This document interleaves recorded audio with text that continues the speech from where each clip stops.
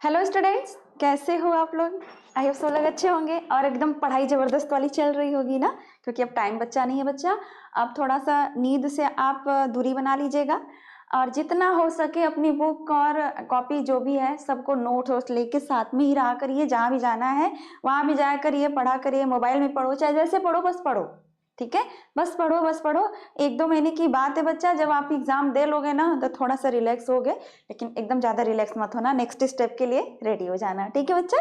तो चलिए बच्चा, आप देख भी रहे हो कि कौन सी बैच स्टार्ट हुई है। संजीवनी बैच स्टार्ट हुई है, जिसमें कि आपको जो मोस्ट इंपॉर्टेंट क्वेश्चन अभी आपको बताया गया था कि ये क्वेश्चन आपके बहुत ज़्यादा इंपॉर्टेंट है। लास्ट वाले जो आया था ब्रह्मास्त्र बैच, तो उसमें आपको बताया गया था कि इतने क्वेश्चन ये बहुत इंपॉर्टेंट है और ये रिपीटेड क्वेश्चन ये बार बार आते हैं। तो उन्हीं क्वेश्चन को बहुत ज़्यादा एक्सप्लेन करना है, इंपॉर्टेंट, और कैसे लिखना है, किस क्वेश्चन में कितना आंसर देना है, ये स्टार्ट होगा। तो फटाफट देख लेते हैं। ये क्या है बच्चा, आपका संजीवनी बैच में डे 1 है और लॉन्ग टाइप के क्वेश्चन स्टार्ट करेंगे लेके, ठीक है। तो लॉन्ग टाइप के क्वेश्चन में है आपका इंपॉर्टेंट क्वेश्चन में देख लेते हैं। आपका है प्रकाश संश्लेषण की क्रियाविधि का वर्णन करना है बच्चा, ठीक है। एक क्वेश्चन ये बनेगा। दूसरा, मनुष्य के हृदय की आंतरिक संरचना बनेगा। तीसरा, रुधिर वाही परिवहन को परिभाषित कीजिए, ये बनेगा, ठीक है। चौथा, उत्सर्जन से आप क्या समझते हो, ये बनेगा। और पांचवा, पौधों में वाष्पोत्सर्जन की प्रक्रिया बताना, कितने टाइप्स के होते हैं, और आपको रंध्री वाले को एक्सप्लेन करना है। प्रतिवर्ती क्रिया चाप ये भी बताना है बच्चा। और इसके बाद ऑक्सीजन जिब्रेलिन, ये 2 क्वेश्चन आपके दूसरे वाले चैप्टर से स्टार्ट हो गए हैं, ठीक है। आपको पता ही है कि क्लास 10th है तो आपका साइंस में 3 पोर्शन 3 टीचर लेते हैं, जिसमें कि बायो, फिजिक्स और केमिस्ट्री। तो बायो वाला मेरा क्लास है बच्चा, मैं स्टार्ट करती हूँ। क्वेश्चन नंबर 1 है कि प्रकाश संश्लेषण की क्रिया विधि को समझाना है। तो जैसे आप जानते हो कि जब भी क्वेश्चन स्टार्ट करना होता है तो जो कुछ स्पेशल वर्ड है, कुछ स्पेशल हेडिंग दिख रही है, फर्स्ट ऑफ ऑल उसका डेफिनेशन दे दो, मतलब उसकी मीनिंग बता दो कि इसमें हो क्या रहा है, ठीक है। तो स्टार्ट करें। लिखने का तरीका, इससे जिससे इस क्वेश्चन से आपको एक आइडिया भी लग जाएगा ना कि किस तरह से एग्जाम में आप लिख सकते हो, ठीक है। बहुत लोगों को होता है ना कि रिटेन चाहिए, तो वो रिटेन है ना। चलो स्टार्ट करते हैं। तो देखो, प्रकाश संश्लेषण की क्रिया विधि। तो पहले तो हम पेन को सेलेक्ट कर लेते हैं, ठीक है। तो इसमें आपका क्या हेडिंग जाएगा, पहले प्रकाश संश्लेषण, ठीक है ना। प्रकाश संश्लेषण की पहले हम परिभाषा बताएंगे कि है क्या, ठीक है। तो क्या बताओगे आप, प्रकाश संश्लेषण क्या होता है, ठीक है। एक ऐसी क्रियाविधि जिसके द्वारा पादप अपने भोजन का निर्माण स्वयं करते हैं, ठीक है ना। किसकी उपस्थिति में, प्रकाश की उपस्थिति में। क्या होता है, एक ऐसी क्रियाविधि जिसमें हरे पेड़ पौधे सूर्य के प्रकाश के उपस्थिति में अपने, यहाँ नहीं लिखते हैं, नहीं तो हेडिंग मिक्स हो जाएगा बच्चा ना, अच्छा नहीं होगा फिर। उपस्थिति में है ना, उपस्थिति में अपने भोजन का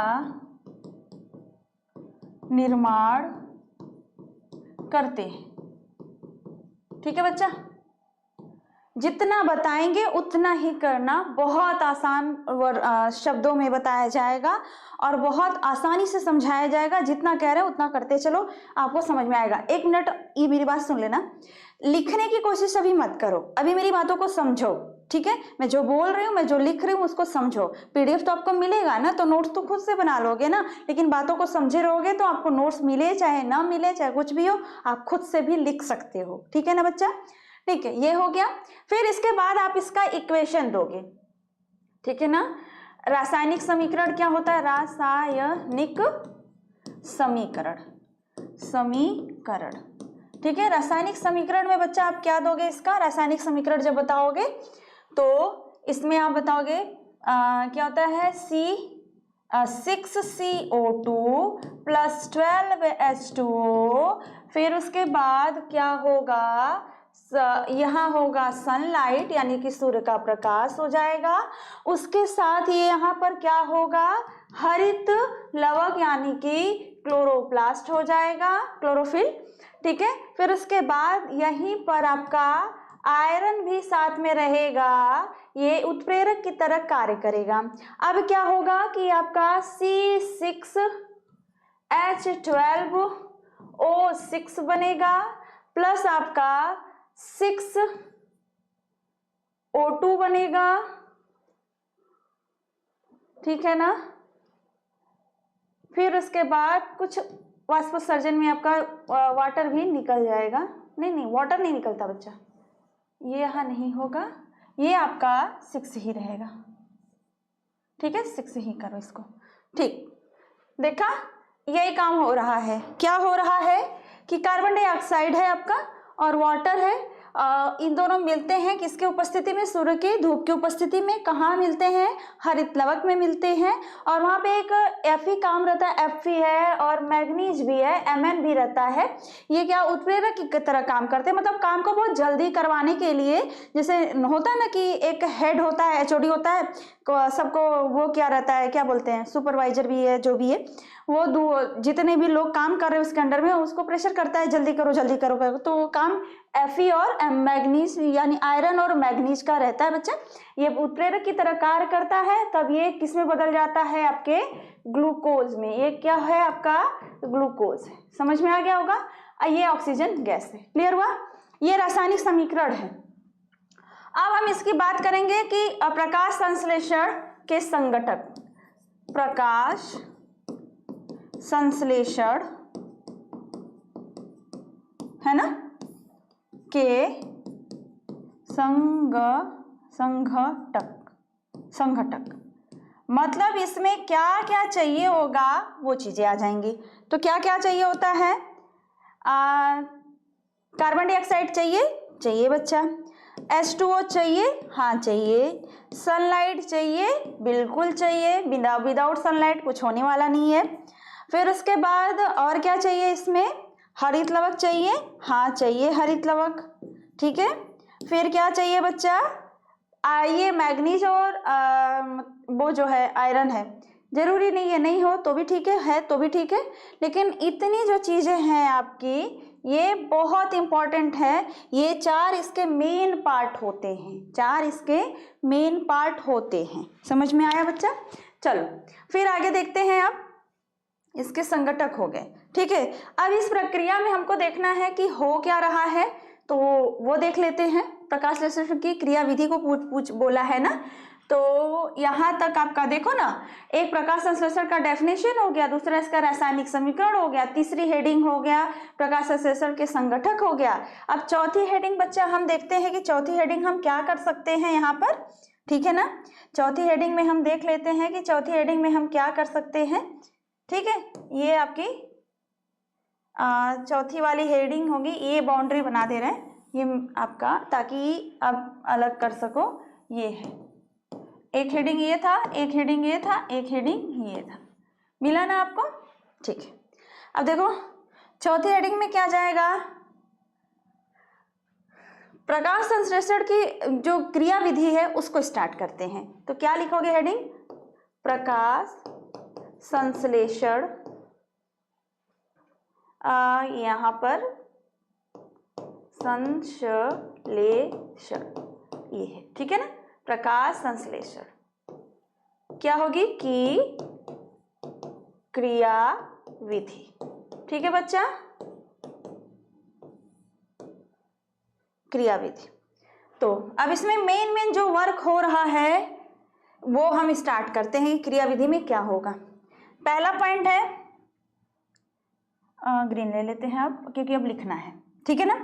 पहला पॉइंट में क्या होने वाला है प्रकाश संश्लेषण की क्रिया विधि में बच्चा, ये जो भी है, जब आपको तो स्पेस मिलेगा ना, अच्छा खासा कॉपी मिलेगा एग्जाम में, तो आप जब भी कोई क्वेश्चन का आंसर लिखो तो एक हेडिंग कंप्लीट होता है ना, तो उस मेन हेडिंग जो किया है आपने, क्वेश्चन नंबर डाला, उसमें 1-2 लाइन छोड़कर फिर हेडिंग किया करो। जब हेडिंग का डेफिनेशन कंप्लीट तो फिर एक लाइन छोड़कर फिर नेक्स्ट वाली हेडिंग करो, फिर वो भी कंप्लीट तो फिर एक लाइन छोड़कर फिर एक आप नेक्स्ट वाली हेडिंग करो।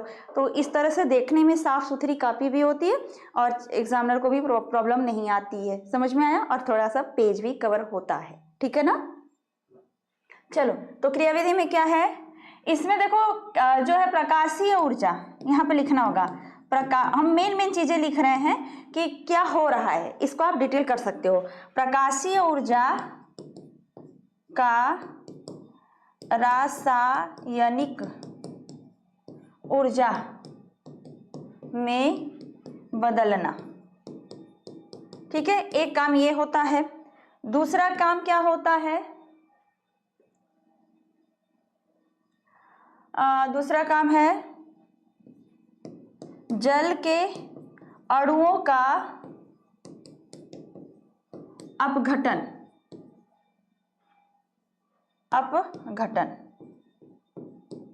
ठीक है। क्या है, और एक चीज तो मैंने लिखा है नहीं, यहां पे लिख सकते हो, सूर्य के प्रकाश का हरित लवक द्वारा अवशोषण, समझ में आया। फिर आगे आप क्या लिख सकते हो, O2 का निकलना, है ना। फिर आप एक चीज और भी है यहाँ पर, जितना कार्बन डाइऑक्साइड यूज हो रहा है उतने ही मॉलिक्यूल्स में आपके ऑक्सीजन रिलीज होंगे, ये ध्यान देना, ठीक है ना। आप यहाँ पर हम नेक्स्ट वाला लिख दें, यहाँ पर हम नेक्स्ट लिख दे रहे हैं, क्या है आपका, हाँ लिख दे रहे हैं, जितना अणु ना, जितना अणु CO2 का यूज होगा उतना ही O2 रिलीज होगा।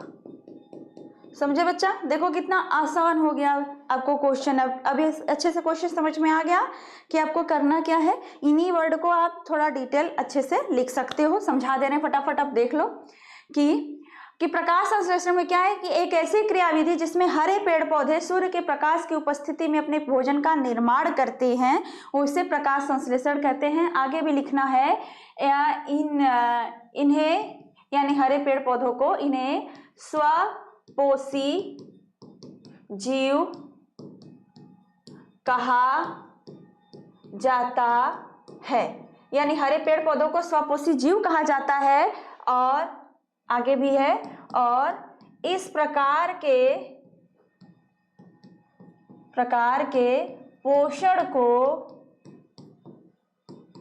स्वपोषी पोषण कहा जाता है ना, ऑटोट्रॉफ कहते हैं ना, स्वपोषी पोषण कहा जाता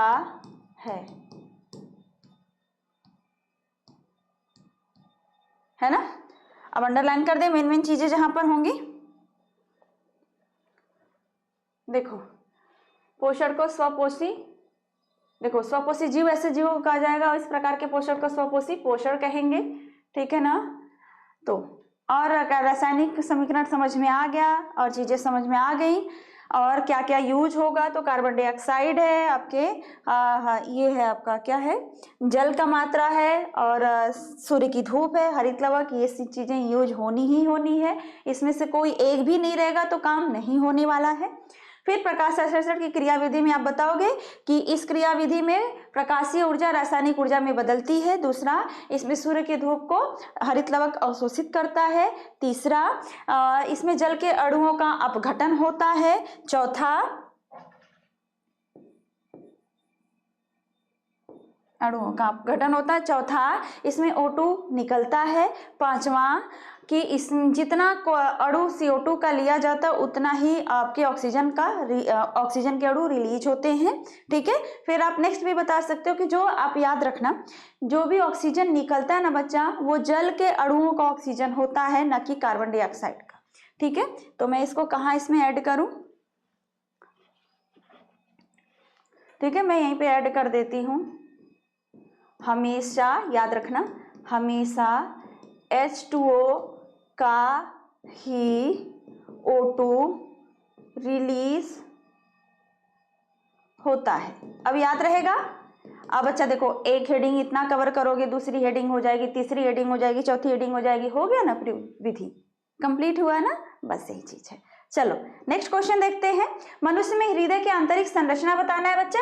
ये भी देखो 2016, 17, 18, 19, 20, 22, 23, इतनी बार ये क्वेश्चन है ना कि कुछ कह नहीं सकते हैं, इतना ज्यादा ये क्वेश्चन पूछा गया है, तो हो सकता है कि ये क्वेश्चन फिर से आ जाए। तो चलो स्टार्ट करते हैं। ठीक है ना, बस 21 में नहीं पूछा है, बाकी लगातार पूछा है। तो आंतरिक संरचना बनाना है, तो आंतरिक संरचना का पूछा है, फिर उसके बाद उसकी क्रिया विधि पूछा है। बाकी आप उसके देखो, जितना क्वेश्चन पूछे ना बच्चा, अगर मैं आप वही आंसर जान रहे हो, अगर वो जितना पूछा है वो आंसर नहीं पता है आपको, तब उसके घुमा घुमा के आगे पीछे जो भी लिखना है लिख सकते हो, लेकिन क्वेश्चन छोड़ना मत। ठीक है, जैसे आपसे पूछ लिया हृदय की आंतरिक संरचना, बहुत बच्चों को नहीं याद है, कम से कम हृदय की बाह्य संरचना बना दो। हृदय का जो भी संरचना है उसका वो एक शंक्वाकार मुट्ठी के आकार का होता है। ठीक है ना, ये मांसपेशी वो वाला अरेखित ऊतकों से बना हुआ है। ठीक है, ये क्या है, गुलाबी रंग का होता है, बाएं साइड में स्थित होता है, थोड़ा सा हटके बाएं साइड में स्थित होता है, 4 चैम्बर होता है। ये सब चीजें जो इसका डिटेल है, ये सब इस तरह से आप कर सकते हो। ठीक है, अगर आपको आंतरिक संरचना नहीं याद है तो, अगर याद है तो आप वही काम करो, जितना पूछा है वही काम करो। अगर मैं उतना ही सटीक आंसर देना शुरू कर दो ना, तो आपके पास जितना टाइम दिया जाता है वो सफिशिएंट टाइम होता है। लोग एक्स्ट्रा लिखने के चक्कर में ना अपना टाइम टेबल खराब कर लेते हैं, उसके बाद उनका क्वेश्चन छूट जाता है एग्जाम में, तो ऐसा मत करना। ठीक है, जितनी चीजें बताई जा रही इंपॉर्टेंट ना, उस पर एकदम माइंड में सेट कर लो कि हमको ऐसे ऐसे करना है। अगर मैं सारे टीचर्स जितने भी बताते हैं आपको, सबकी बात सुनोगे, सबकी बात समझोगे ना, तो आपका पेपर बहुत अच्छा जाएगा, कोई क्वेश्चन छूटेगा नहीं, और मार्क्स की तो बात ही नहीं। जब पेपर अच्छा गया तो नंबर तो ऑलरेडी अच्छा होगा। ठीक है, तो चलो स्टार्ट करें। मनुष्य के आंतरिक संरचना और एवं क्रियाविधि का सचित्र वर्णन करने की बात किया है ना, तो आंतरिक संरचना बनाना है ना, फटाफट बना लेते हैं। पहले हर्ट का संरचना बना ले।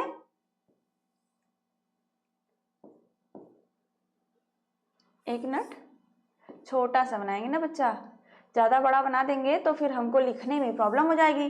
ठीक है ना, हमारे पास स्पेस ही नहीं बचेगा फिर।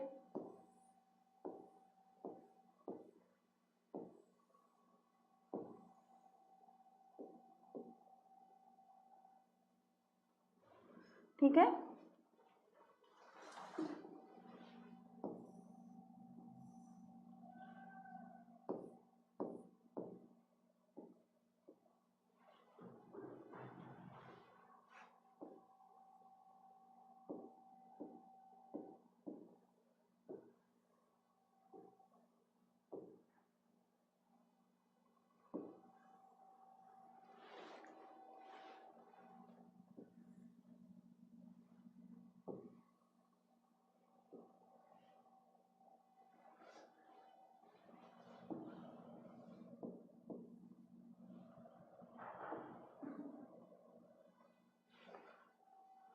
चलो बच्चा बन रहा है, बस अभी बन जाएगा आपका डायग्राम।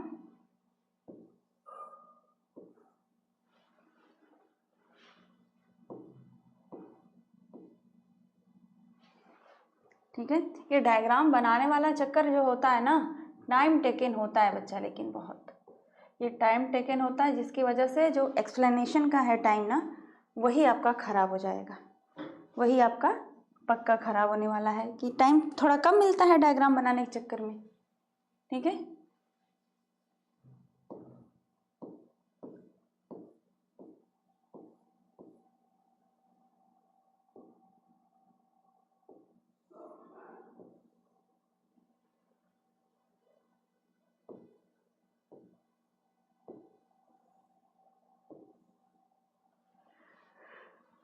चलो बन ही गया है, ज़्यादा टाइम नहीं लेंगे।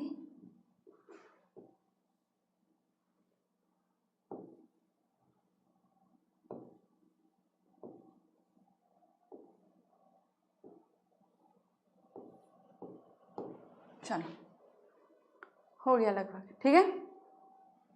यहाँ पर एक खांच रहेगा,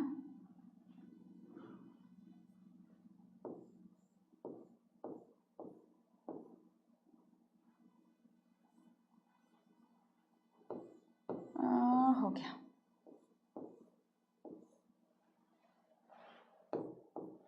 चलो अब डायरेक्शन दिखा दे बच्चा कि ब्लड यहाँ आया, यहाँ से यहाँ आया। एक मिनट, डायरेक्शन ना हम दूसरे कलर से दिखाते हैं ताकि आपको क्लियर रहे, ठीक है। देखो ये है, ये डायरेक्शन, ये है डायरेक्शन, ये है डायरेक्शन। अब यहाँ पर पीछे की तरफ जो लगा रहता है, जो फेफड़े के पास जाता है वहाँ तक, ठीक है। यहाँ ऐसे गया, फिर ये डायरेक्शन है, ये डायरेक्शन है, ये डायरेक्शन है, ये डायरेक्शन है। समझ में आया? तो ये आपके हार्ट का जो हार्ट है उसको इस तरह काटो, वो जो संरचना है वो बिल्कुल इस तरह की संरचना है। समझ में आया? चलो अब हम फटाफट नेमिंग कर लेते हैं कि क्या क्या चीज़ें हैं। देखो, जो ये पहली बात कि ये दायां सिरा है, ये दायां भाग है हार्ट का, और ये जो वाला भाग है ये इसका बायां भाग है बच्चा, ठीक है।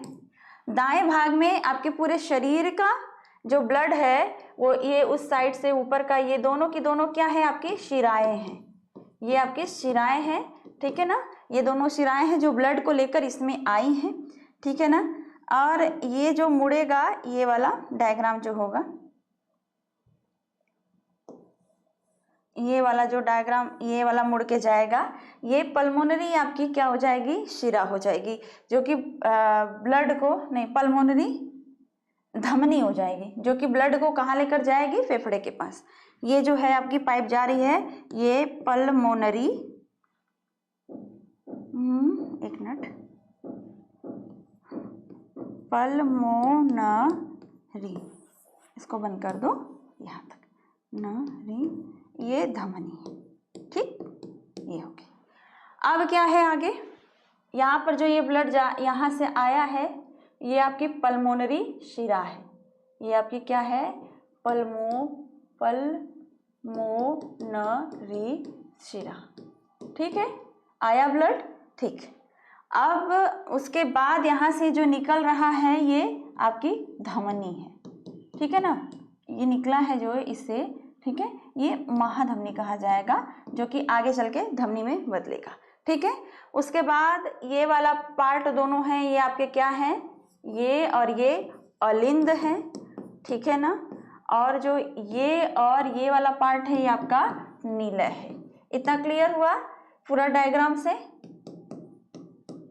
है ना। ये डायग्राम से आपको इतना क्लियर हुआ कि कौन सा नीलय है, कौन सा क्या है। पल्मोनरी शिरा, पल्मोनरी धमनी, शिराएं, ठीक है। और चलो ठीक है, इतना क्लियर हुआ। अब आपका ये हार्ट का आंतरिक संरचना एक क्वेश्चन कंप्लीट। दूसरा बोलेगा, यहाँ पर आप लिख सकते हो, हृदय की आंतरिक, हृदय की आंतरिक संरचना, ठीक है। हृदय की आंतरिक संरचना, ये आपका हेडिंग, जो अभी आपसे पूछा था वो हो गया। अब आपके क्रिया विधि को पूछा है, तो क्रिया विधि में स्टार्ट करते हैं कि क्रिया विधि इसका कैसे होता है। तो यहाँ पर हेडिंग स्टार्ट करेंगे, जितना पूछे उतना लिखो, ज़्यादा अच्छा रहेगा, टाइम आपका बचेगा, ठीक है ना। परेशान होने की ज़रूरत नहीं है, ठीक है। नहीं तो वही होगा कि एग्जामिनर खड़ा होकर कॉपी छीनेगा और कॉपी आप तेज से दबा के इसे लिखते हो, बहुत लोग ऐसा करते हैं, ठीक है ना। चलो क्रिया विधि में स्टार्ट करेंगे। क्या है, पहले तो आप बताओगे कि आपके जो ये ब्लड का सर्कुलेशन होता है, ये जितने भी दाएं साइड से पूरे शिराएं जो होती हैं, शिराओं के द्वारा अशुद्ध जो रक्त है वो आपके हार्ट में जाता है, ठीक है। एक एक लाइन आपको अच्छे से बताना है, एक एक लाइन अच्छे से बताना है, ठीक है। यही क्रिया विधि होती है, ठीक है। तो आप क्या स्टार्ट करोगे, पहले पॉइंट में स्टार बना देते हैं। पहला पॉइंट होगा कि हृदय, एक मिनट, हृदय में या से रक्त का वहन धमनी व शिरा करती है। धमनी व शिराएं करती हैं। इतना क्लियर है ना बच्चा कि धमनी और शिरा के द्वारा ही ब्लड आना जाना होता है, इतना क्लियर है ना। अब यहाँ पर आप लिखो, ठीक है, यहाँ पर पार्टीशन कर दो। चलो क्या लिखोगे? धमनियों द्वारा शुद्ध रक्त वहन। एकदम शॉर्ट में बताएंगे, आप पूरा उसको लिखना। जैसे मैंने लिखा शुद्ध रक्त वहन, तो आप इतना लिखोगे कि धमनियों के द्वारा हृदय से शुद्ध रक्त शरीर में जाता है, ठीक है ना। शुद्ध रक्त वहन, यहाँ पर मैं लिख दे रही हूँ हार्ट टू बॉडी, यानी कि हार्ट से बॉडी की तरफ, इतना याद रखो। समझ में आया? फिर है आपका नेक्स्ट वाला, शिराओं के द्वारा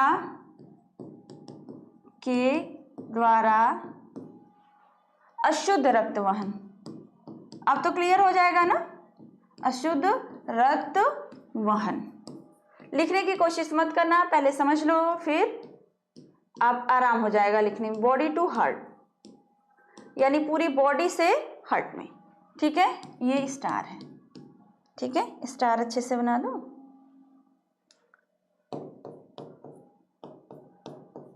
ठीक है, एक मिनट। नेक्स्ट स्टेप में आप क्या लिखोगे? नेक्स्ट स्टेप में हो जाएगा शुद्ध रक्त वहन हो गया। फिर आगे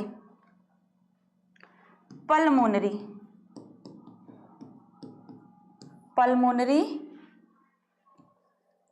धमनी के द्वारा अशुद्ध रक्त वहन। ये भी पूरा लिखो, अशुद्ध रक्त वहन। अब यहाँ पर लिखोगे कि ये पल्मोनरी धमनी, अब हार्ट से फेफड़े में जो ब्लड भेजा जाता है वो होता है, यानी हार्ट टू लंग्स। क्लियर हैगा? चलो अब नेक्स्ट वाले में लिखोगे क्या?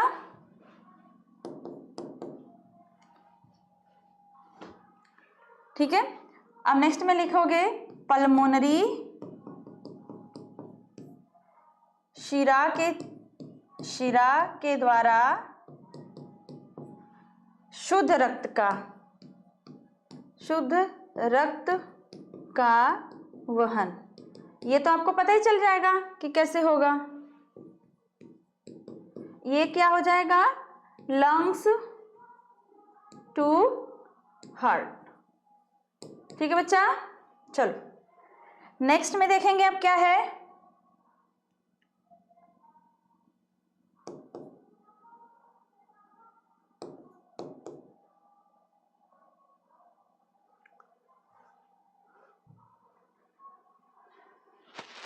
ठीक है ना, यहाँ पे बताओगे हृदय में 2 गतियां होती हैं। हृदय में 2 गतियां होती हैं, एक उनका फैलना, एक उनका सिकुड़ना। तो हम क्या उसको कहते हैं? अनुशीथलन, यहाँ पर बता देते हैं, होती हैं। ठीक है, अब डैश करके यहाँ हो जाएगा पहला अनुशीथलन। ठीक है ना, अनुशीथलन यानी फैलना। किसका फैलना? हार्ट का, थोड़ा सा फैलता है। दूसरा प्रकुंचन, ठीक है ना, यानी कि सिकुड़ना। क्लियर हुआ? ये काम होता है। फिर आपका क्या है कि हाँ, एरो बना दी।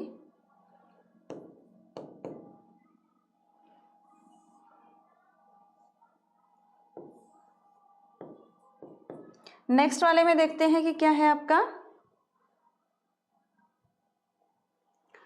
कि अब यहाँ पर लिखोगे कि पूरे शरीर का रक्त शिराओं के द्वारा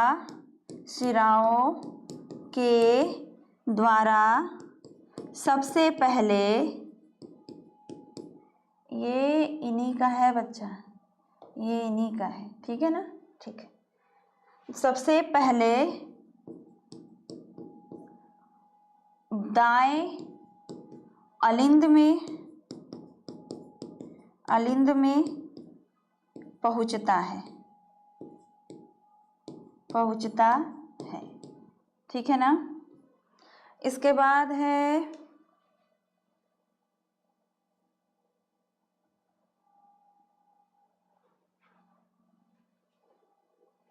पहुंचता है, ठीक है। फिर स्टार बनाओ बच्चा, स्टार बना के फिर से स्टार्ट करो। तो क्या होगा कि यहाँ पे लिखना, उसके बाद दाएं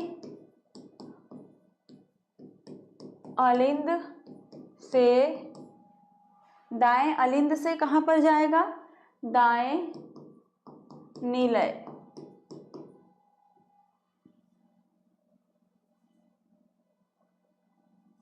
एक मिनट, दाएं नीलय में, इतना समझो, ठीक है।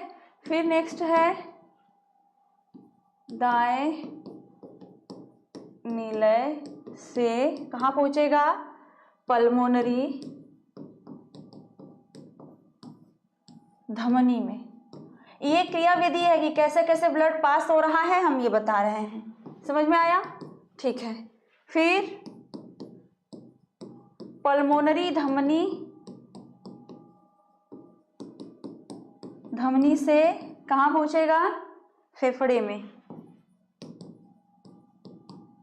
है ना बच्चा। एकदम सटीक चल रहे हैं, स्टेप बाय स्टेप चल रहे हैं, ठीक है। फिर क्या है आपका,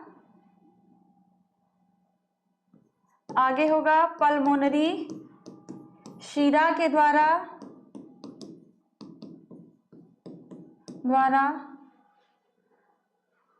शुद्ध रक्त किसको बोलेंगे, O2 युक्त, ठीक है ना, O2 युक्त है, ठीक है, O2 युक्त। पल्मोनरी शिरा के द्वारा शुद्ध रक्त फेफड़े से कहाँ पहुंचता है, हृदय में, ठीक है ना, हृदय में, ठीक। आगे क्या हो रहा है बच्चा, अब हृदय में, ठीक है ना,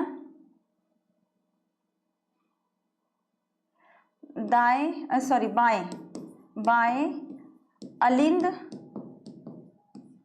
से रक्त, बच्चा जरूर लिखना, शुद्ध रक्त, एक मिनट,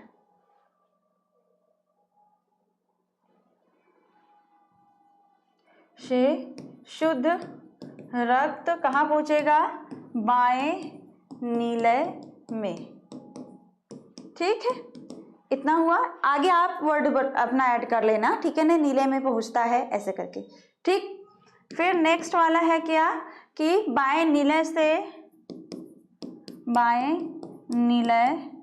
से पूरे शरीर में महाधमनियों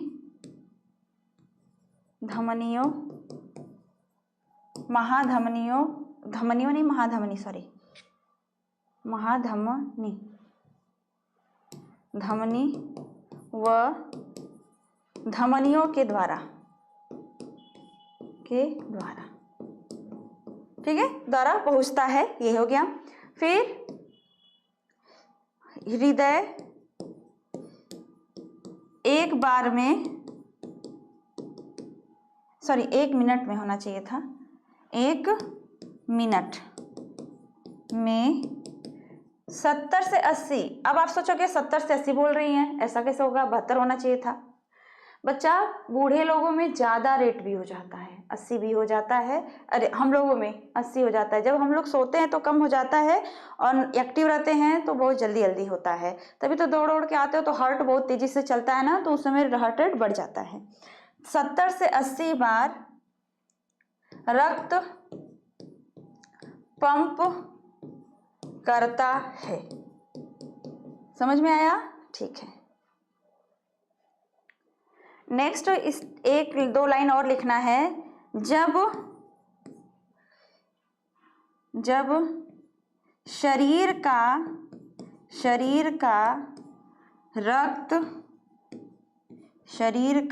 रक्त हृदय में पहुंचता है तो अनुशीतलन होता है, अनुशीतलन होता है। जबकि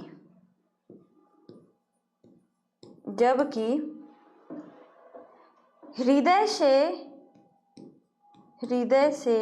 रक्त धमनियों में जाता है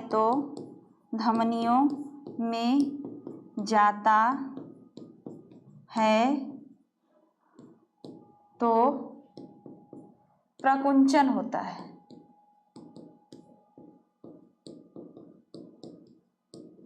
समझ में आया?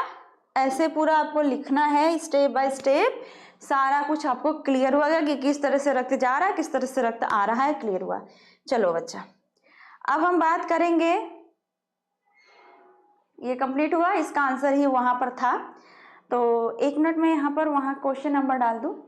क्वेश्चन नंबर रहेगा तो ये क्वेश्चन नंबर आपका कौन सा है, सेकंड है, याद रहेगा। चलो अब बात करेंगे, नेक्स्ट क्वेश्चन है हमारा कि रुधिर परिवहन को परिभाषित कीजिए। 14, 17, 20, 22, 23 में है रुधिर परिवहन क्या है, फिर इसके बाद खुला बंद क्या है, फिर दोहरा परिवहन तंत्र क्या है। तो फटाफट देख लेते हैं कि रुधिर परिवहन ना, पहले हेडिंग हम क्या करेंगे, रुधिर परिवहन। मैंने बोला ना कि जो भी वर्ड आपको स्पेशल दिखे, कुछ ऐसा लगे कि हम परिभाषा दे सकते हैं तो जरूर दीजिए। समझ में आया?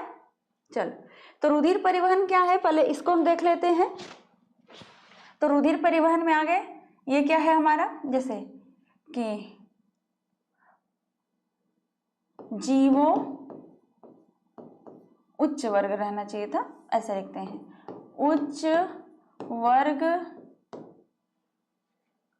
उच्च वर्ग में तो काकरोच सब नहीं आएंगे ना। चलो हम यहाँ पे लिखते हैं, 1 मिनट, जंतुओं, ये सही रहेगा क्योंकि काकरोच को सबकी बात होगी यहाँ पर ना, तो कनखजूरा है, काकरोच है, तो सबकी बात हो जाएगी इसलिए। तो क्या है, जंतुओं के शरीर में विभिन्न पदार्थों के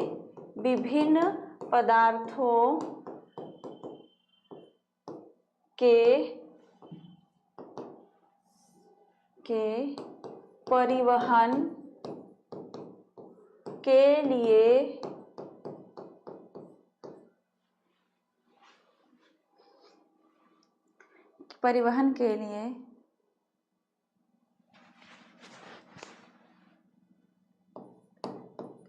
एक तरल पदार्थ होता है जिसे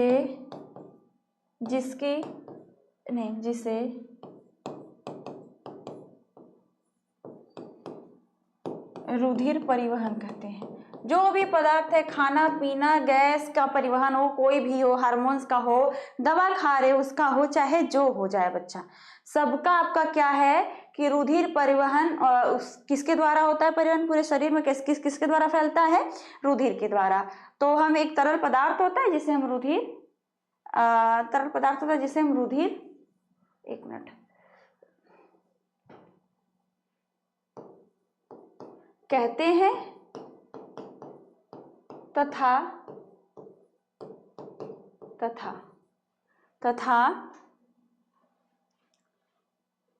रुधिर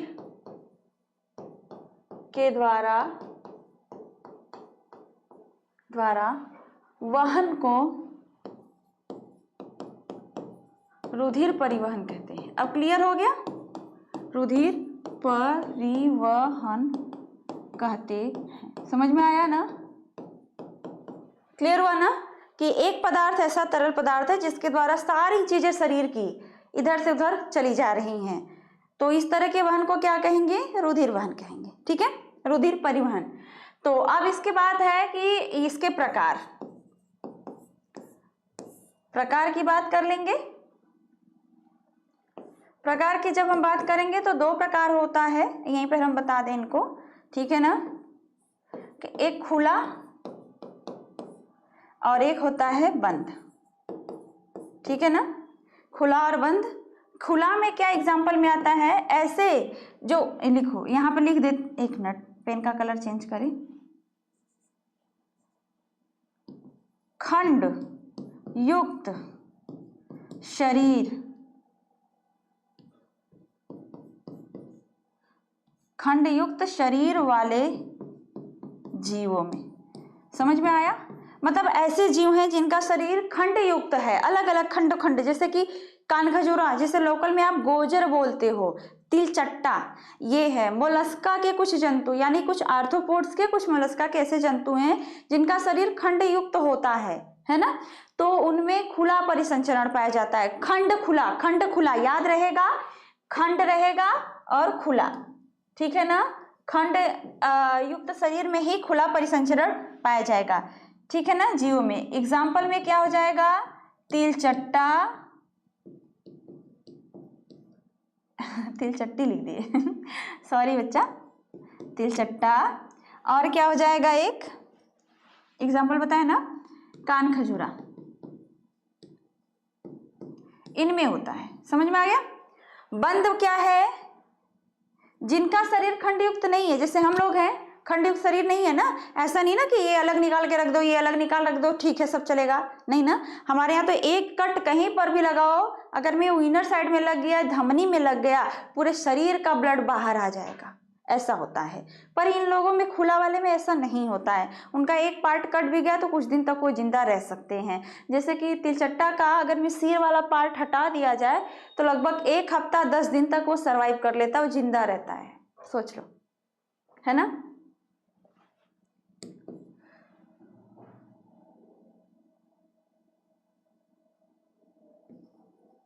खंड रहित मतलब शरीर वाले जीवों में।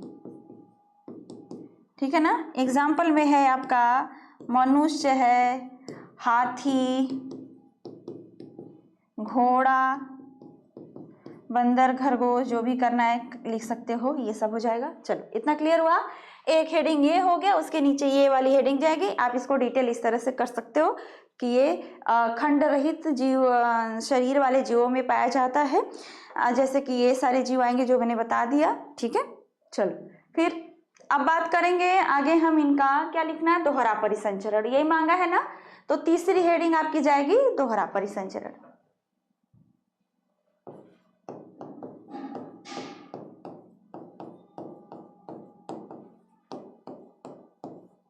ठीक है, दोहरा परिसंचरण में चलते हैं। दोहरा परिसंचरण में अब हम बात करेंगे क्या, पहले तो हम डायग्राम बनाएंगे बच्चा। डायग्राम बना लेते हैं, उससे आसान हो जाएगा, डायग्राम को समझ लेंगे तो। ठीक है, दोहरा परिसंचरण है क्या, पहले तो हम बता देंगे दोहरा परिसंचरण है क्या, थोड़ा सा डेफिनेशन बता दें। ठीक है, लिखना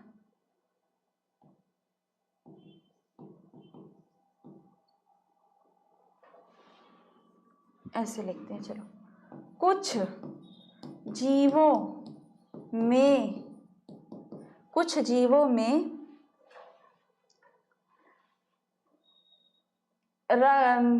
रक्त परिसंचरण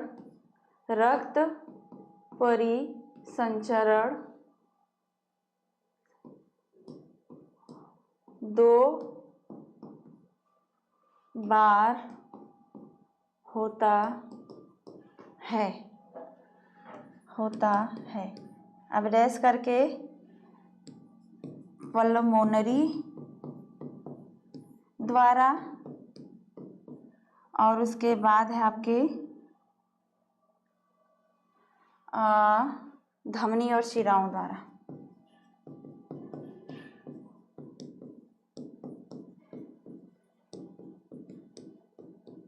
समझे ना? एक पल्मोनरी शिरा, पल्मोनरी धमनी अलग ही जा रहा है। एक बार पूरे शरीर का ब्लड आपके हार्ट में आ रहा है ना? फिर हार्ट से दूसरे बार पूरे आपके कहाँ जा रहा है? फेफड़े में जा रहा है। समझ में आया? तो ये वाला क्या है जो आपका, ये हार्ट टू लंग्स में चल रहा है ना? टू नहीं लिखेंगे, हार्ट। परिसंचरण 2 बार होता है ना?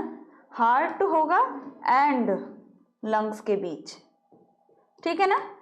और जो ये धमनी और शिरा के द्वारा हो रहा है, ये body to body and heart. समझ में आया? एक बार आपके पूरे शरीर का ब्लड हार्ट में जाएगा, फिर हार्ट से आएगा, ये एक सिस्टम है। हार्ट से बॉडी में, बॉडी से हार्ट वाला। और एक क्या है, heart to lungs, lungs to heart, ऐसा चल रहा है। तो 2 सिस्टम काम कर रहा है ना? तो ये चीजें हो गई। अब इनका डायग्राम होता है बच्चा, डायग्राम ये आपने बता दिया कि होता क्या है और ये है, ठीक है। तो चलिए अब इनके डायग्राम के बारे में बात करते हैं। ये बनाए, छोटा सा डायग्राम बना देते हैं। चलो डायग्राम में देख लेते हैं। ये लंग्स होगा, ये हार्ट होगा, और उसके बाद ये आपकी लोअर बॉडी होगी। और 1 मिनट मैं दूसरे बोर्ड पे बना देती हूँ, यहाँ नहीं समझ में आएगा, ठीक है ना बच्चा? झूठा पेज खराब करेंगे, कोई मतलब नहीं बनेगा। क्वेश्चन नंबर ये 3rd का आंसर रहेगा। जब आपको मिलेगा ना तो आप सीक्वेंस में लगा लीजिएगा। ये 3rd का है, ये लंग्स।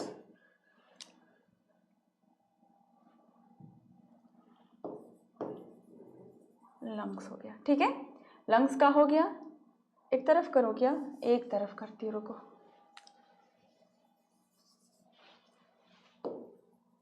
क्वेश्चन नंबर 3rd है ये।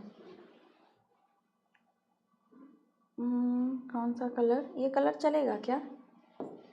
चल तो रहा है, चलो ठीक है। चलो ये हो गया, 1 मिनट। अपर बॉडी, फिर लंग्स हो जाएगा, फिर हमारा हार्ट हो जाएगा, फिर हमारी लोअर बॉडी हो जाएगी, ठीक है? तो ये यहाँ पर है शरीर। 1 मिनट, अब कलर चेंज करूँ। शरीर का ऊपरी भाग, ऊपरी भाग, समझ में आया? ये क्या है? फेफड़ा, ठीक है? ये क्या है? हृदय, ठीक है? फिर उसके बाद ये क्या है? शरीर। जैसे बना रहे ना, बिल्कुल यही बना देना, कोई दिक्कत नहीं, एग्जामिनर बहुत अच्छा नंबर देगा। शरीर का निचला भाग, निचला भाग, समझ में आया? चलो अब क्या है? शरीर का ऊपरी भाग है ना, इसमें ब्लड आएगा, यहाँ से ब्लड यहाँ आया, ठीक है? इसका ब्लड यहाँ गया, ठीक है? ये ब्लड यहाँ आया, फिर ये ब्लड आपका कहाँ पहुँचा? फेफड़े में पहुँचा। अब फेफड़े से ब्लड आपका कहाँ पर आया? आपके इस हृदय में। यहाँ से यहाँ आया, फिर यहाँ से यहाँ निकल गया, और यहाँ से पहुँच गया ऊपर, ठीक है ना? कलर चेंज करके बता दूँ, देखो यहाँ से ब्लड निकला था, हार्ट के पास पहुंचा था, शरीर के नीचे यानी शरीर के ऊपर का भाग का भी ब्लड यहाँ आएगा, शरीर के नीचे का भी ब्लड जो है, शरीर के निचले हिस्से का भाग जो है ब्लड यहाँ जाएगा। फिर अब क्या होगा कि हृदय, अब यहाँ से अलिंद से नीलय में ब्लड जाएगा, नीलय से पल्मोनरी धमनी के थ्रू ये ब्लड पहुँचेगा फेफड़े में, ठीक है? फिर फेफड़े से ब्लड पल्मोनरी शिरा के थ्रू अलिंद में आएगा, अलिंद से फिर नीलय में जाएगा, अनीलय से फिर नीचे की तरफ और ऊपर की तरफ ब्लड वापस चला जाएगा। ठीक है ना, समझ में आया?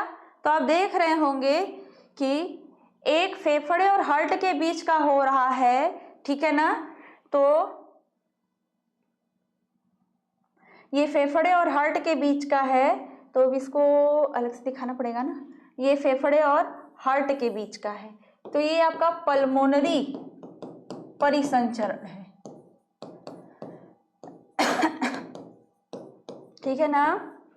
और एक आपका तो हार्ट और शरीर के बीच वाला जो बड़ा वाला हो रहा है, यानी ये और ये पूरा मिला के जो हो रहा है, ये आपका क्या बोल सकते हैं, धमनी व शिराओं द्वारा परिसंचरण है बच्चा। समझ में आया? बात फिर से वही संचरण, हाँ, बात फिर वही घूमने लगेगी जो अभी आपको इसके पहले वाले क्वेश्चन में हार्ट वाले में बताएं, तो वही चीजें यहाँ पर भी आ रही है, तो वही डिटेल करना होगा, इससे ज्यादा कुछ नहीं है। ठीक है ना। तो आप पहली हेडिंग क्या करोगे, पल्मोनरी संचरण, जिसमें आप बताओगे इसमें केवल हृदय से फेफड़े और फेफड़े से हृदय तक का ही रक्त संचरण होता है। ठीक है। और दूसरा क्या है, दूसरा हेडिंग करोगे तो धमनी और वह शिराओं द्वारा परिसंचरण, तो इसमें बताओगे कि इसमें धमनियों के द्वारा शुद्ध रक्त का हृदय से शरीर में और शिराओं के द्वारा अशुद्ध रक्त का आपके शरीर से हृदय में ब्लड का जाना होता है। तो ये 2 बार आपका परिसंचरण हो रहा है, इसलिए इसको दोहरा परिसंचरण कहते हैं। समझ में आ गया होगा। चलो नेक्स्ट क्वेश्चन की बात करते हैं। क्वेश्चन नंबर 4 है कि उत्सर्जन से आप क्या समझते हो, ये क्वेश्चन है। मनुष्य में उत्सर्जी अंगों का नाम बताना है। फिर बोल रहा है कि आपके मनुष्य के वृक्क की संरचना तथा कार्य की वृद्धि बताना है। तो फटाफट देख लेते हैं, जल्दी जल्दी कवर करते हैं। ये 15, 16, 17, 18, 22 में है। मान के चलो 24, मान के चलो 24 बच्चा, नहीं तो फंस जाओगे, तैयार रहना। ठीक है ना। अब उत्सर्जन क्या है, स्टार्ट करें। उत्सर्जन, एक मिनट, कलर चेंज करें पेन का।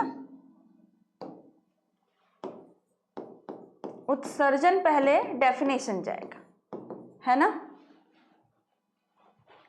क्या होगा, शरीर में उपस्थित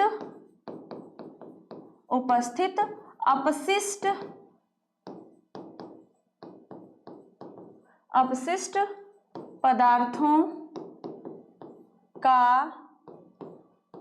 शरीर से बाहर विभिन्न अंगों के द्वारा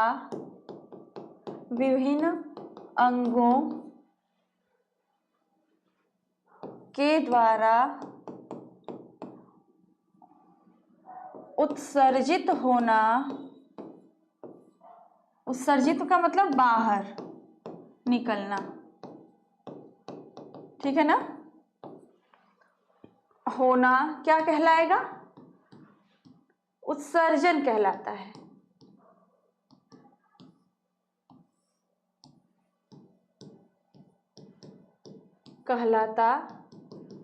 समझ में आया, ये होता है।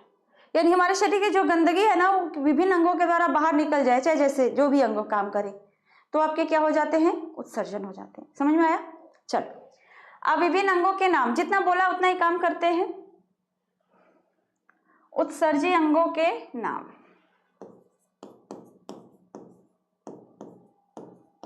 उत्सर्जी अंग, ठीक है ना। ये कौन कौन से हैं, उत्सर्जी अंग में कौन कौन सा है बच्चा,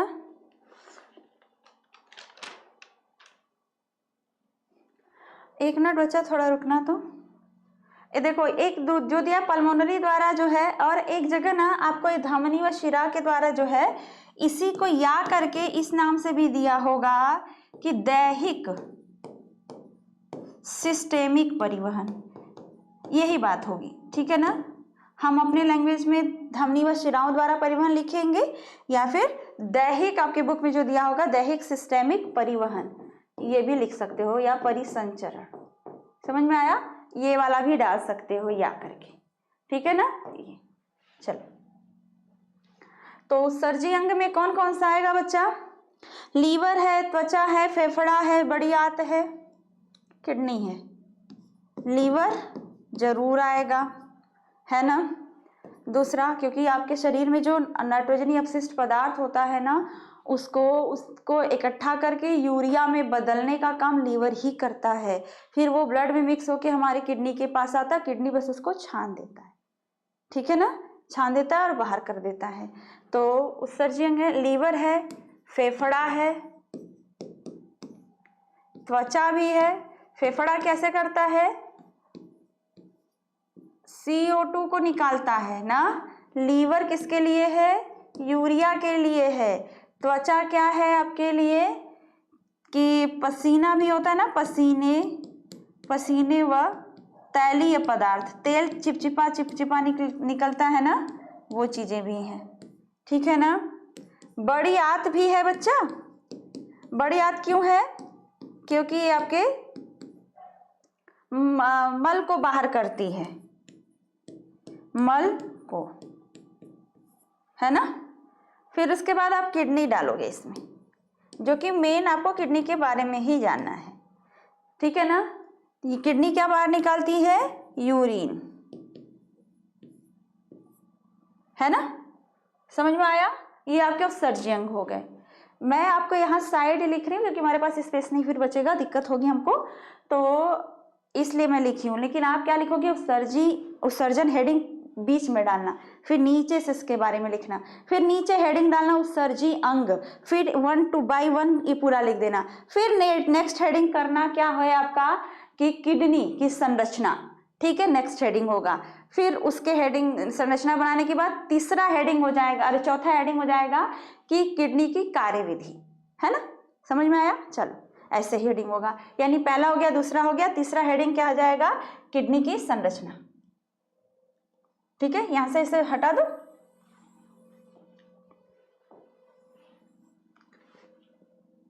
किडनी या वृक्क लिखते हैं, वृक्क ही लिखा है तो हम वही लिखते हैं कि संरचना, ठीक है ना। किस तरह से उत्सर्जी अंग काम करता है, शरीर में किस तरह का सेटअप होता है, वो चीजें देख लेते हैं, ठीक है। जब हम संरचना बनाएंगे ना तो उसके बारे में लिखेंगे भी, तो हम पहले यहाँ पे संरचना बना लेते हैं।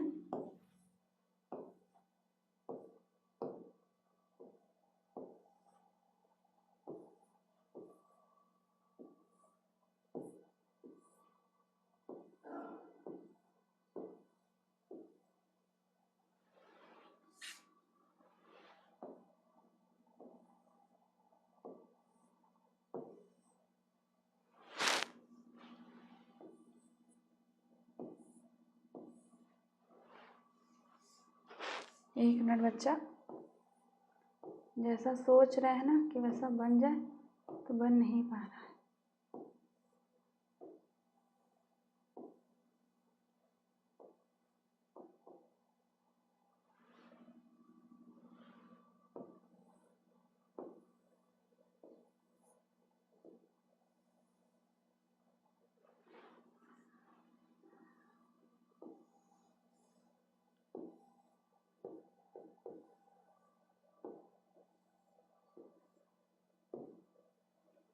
ठीक है, ये सिस्टम इस तरह से होता है। तो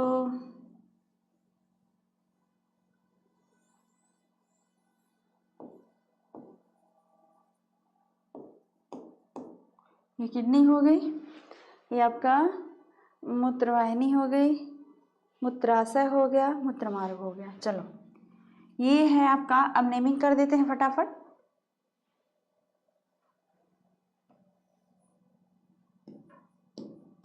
ठीक है, किडनी, ये दोनों क्या है? मूत्र वाहिनियाँ, ठीक है। ये है आपका मूत्राशय, जहाँ पे यूरिन स्टोर होता है। फिर ये है क्या आपका? मूत्रमार्ग, ठीक है। चलो, अब हम इसके संरचना को थोड़ा सा डिटेल करेंगे बच्चा, स्टेप बाय स्टेप आपको बताते चल रहे हैं कि इसमें क्या है। लिखोगे क्या, वृक्क एक जोड़ी, ठीक है ना। फिर क्या है, वृक्क पूरा आप लिखोगे। देखो कि हमको समझाना है, बताना है कि कितना लिख सकते हो। इसको आप डिटेल ऐसे कर सकते हो कि इसमें वृक्क जो है एक जोड़ी पाई जाती है, ये टोटल आप लिखना, इतने भी छोड़ मत देना, ठीक है। चलो फिर वृक्क क्या है आपका, कैसा होता है, सेम के बीज के आकार का, बीज के आकार का, ठीक। फिर क्या है, लाल भूरे रंग का, लाल भूरे रंग का। मतलब मेन चीजें बताए जा रहे हैं, आप बहुत अच्छे से बता रहे हैं। आपको एग्जाम में यही सब चीजें याद रखनी पड़ेगी, काम आएंगी, ठीक है। उस समय बुक का भी भूल जाते हो, अपनी ही लैंग्वेज याद रहती हैं। फिर क्या है कि 10 सेंटीमीटर लंबा। फिर क्या है, 5 है ना, हाँ नहीं 6 भी आता है, 5 से 7 भी कई जगह दिखाया है। 6 सेंटीमीटर चौड़ा, ठीक है। और आपके 2.5 सेंटीमीटर मोटा, ठीक है ना, इतना हुआ। फिर आगे भी बता देते हैं, इधर ही स्टार बना के, 150 ग्राम भार है, मतलब वेट इसका 150 ग्राम होगा। फिर क्या है, किडनी के 2 भाग होते हैं, ये तो नहीं बताया गया ना। एक जोड़ी, एक मिनट,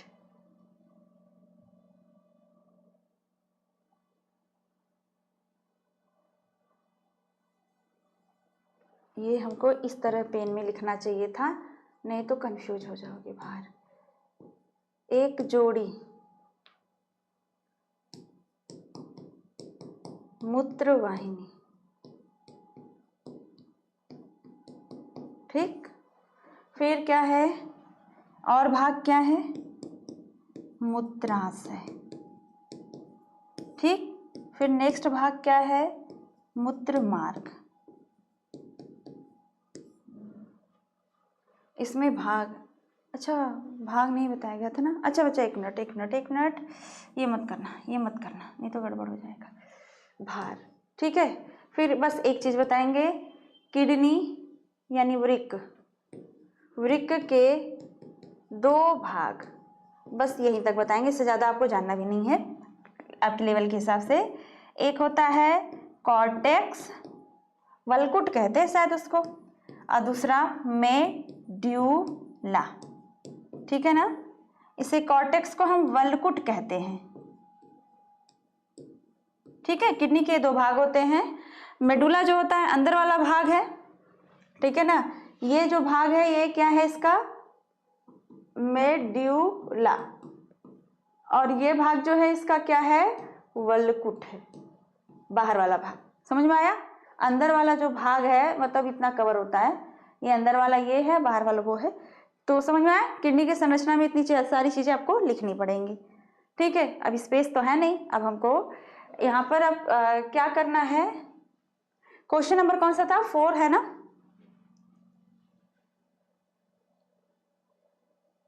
क्वेश्चन नंबर 4 है, याद रखना कि क्वेश्चन नंबर 4 है बच्चा, दिमाग में बैठाए रखना, ठीक है ना। अब क्वेश्चन नंबर 4 में आ गए हैं, अब क्वेश्चन नंबर 4 का ही चल रहा है। तो आपसे क्या बोला था, किडनी की क्रिया विधि ना, वृक्क की क्रिया विधि। अब पहले, उसके पहले हम क्या बताएंगे कि वृक्क के कितने भाग होते हैं, है ना।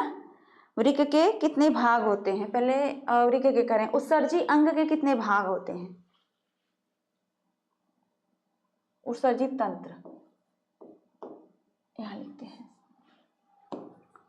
उत्सर्जी तंत्र के भाग, तो इसके भाग में क्या आता है, एक जोड़ी वृक्क। ठीक, ये हेडिंग मुझे पहले ही रखनी चाहिए थी, मैंने यहाँ रख दिया है। मैं अभी बता देती हूँ कि कैसे स्टार्ट करोगे। फिर एक जोड़ी वो क्या रहेगा, मूत्रवाहिनी। फिर आपका नेक्स्ट क्या रहेगा, एक जोड़ी मूत्रवाहिनी हो गया, और क्या जाएगा, मूत्राशय। फिर क्या जाएगा, मूत्रमार्ग। ठीक है, इतना एक किडनी का भाग होता है बच्चा। मैं आपको यहीं पे चीज एक बताना है हमको कि पहली हेडिंग नंबरिंग हम कर दे रहे हैं कि नंबरिंग में आप इसी तरह से उठाइएगा। पहले हेडिंग आपका ये रहेगा उत्सर्जन, डेफिनेशन दे दो। ठीक, उत्सर्जन, अच्छा यहाँ पे छूट गया है, कहते हैं चलो यहाँ पर। फिर उत्सर्जी अंग, दूसरी हेडिंग में उत्सर्जी अंग डालना। ठीक है, फिर तीसरे हेडिंग में आपको ये डालना है उत्सर्जी तंत्र के भाग, ये तीसरे हेडिंग में आप इसी को डालना। ठीक है ना, तीसरे हेडिंग में आप इसी को डालना, तीसरे हेडिंग में।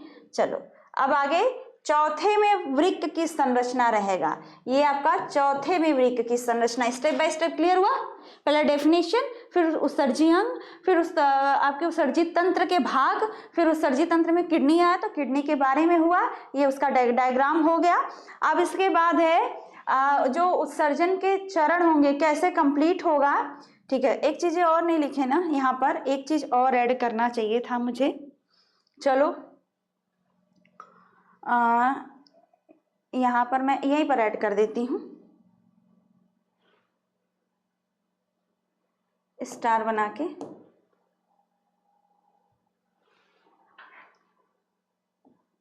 वृक्क की सबसे छोटी इकाई,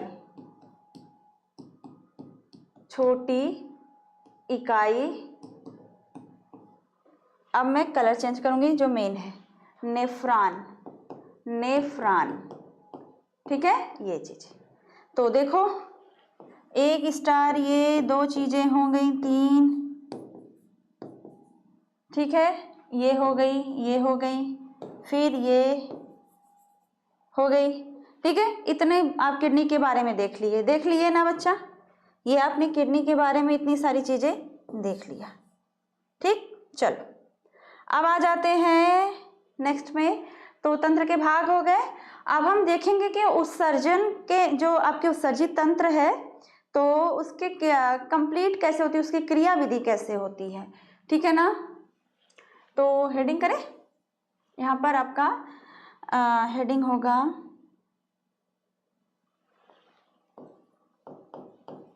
उत्सर्जन की क्रिया विधि।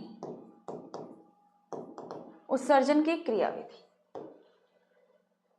चौथा ही चल रहा है ना, हाँ चौथा है, अभी पांचवा भी कई ठो है। चले फटाफट कर ले, पहले क्रिया विधि में चल रहे हैं। तो देखो, तो इसमें आपके जो होते हैं, यहाँ लिखोगे ये निम्नलिखित चरण में पूरा होता है, ये निम्न चरणों में पूरा होता है।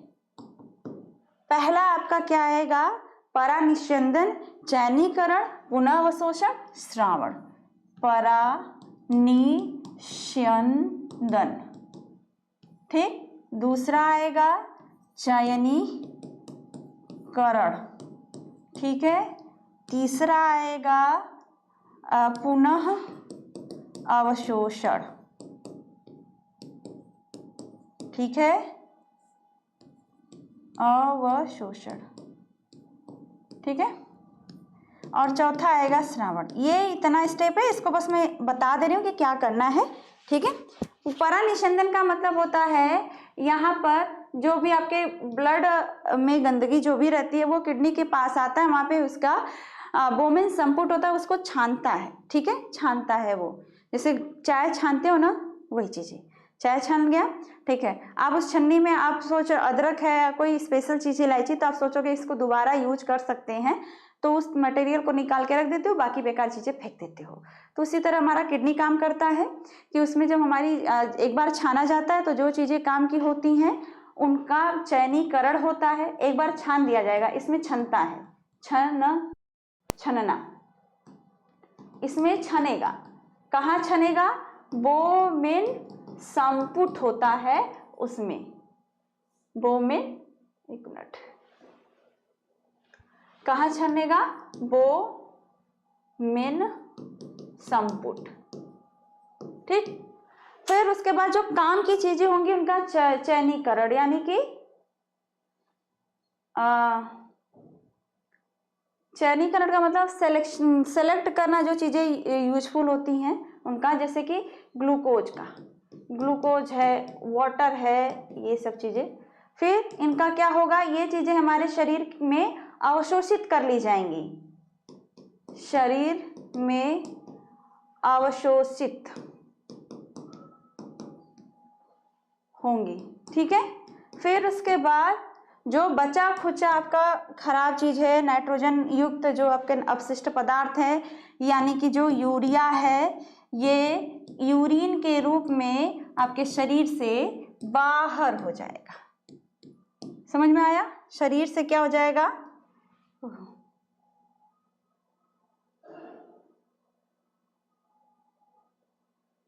ठीक है, बाहर।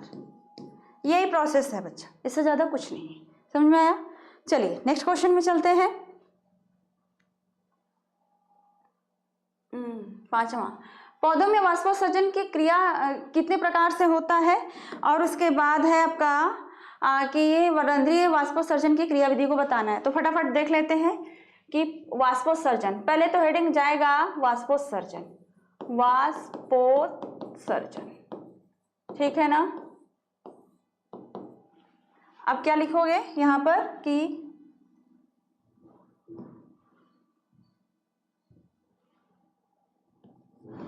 अत्यधिक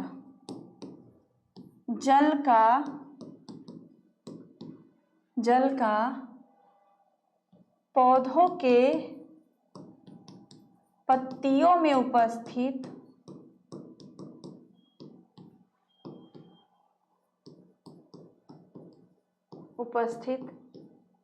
रंध्रों के द्वारा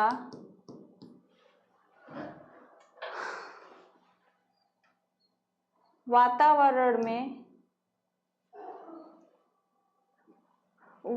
रंध्रों के द्वारा वाष्प के रूप में उत्सर्जित होना,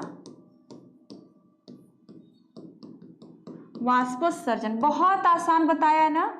अत्यधिक जल जो है, एक्स्ट्रा वाटर जो है, वो पौधों के पत्तियों में उपस्थित रंध्र होते हैं, उनसे मेन वाष्पोत्सर्जन इसी को ही कहा जाता है। प्रकार में अलग आते हैं, उनसे भी थोड़ा बहुत होता है वाष्पोत्सर्जन, लेकिन मुख्य रूप से रंध्रों के द्वारा ही होता है। ठीक है ना। तो वाष्प उत्सर्जित होते हैं वाष्प के रूप में, तो ये क्या कहा जाता है? वाष्पोत्सर्जन कहलाता है। याद हो जाएगा, बहुत आसान है ना। चलो, अब नेक्स्ट में बोला है कि प्रकार, परिभाषा हो गया। अब हम प्रकार की बात करेंगे। प्रकार में हमारे 3 प्रकार आते हैं बच्चा, उपत्वची, वातरंध्री और रंध्री। ठीक है ना। क्या आता है? पहला आता है हमारा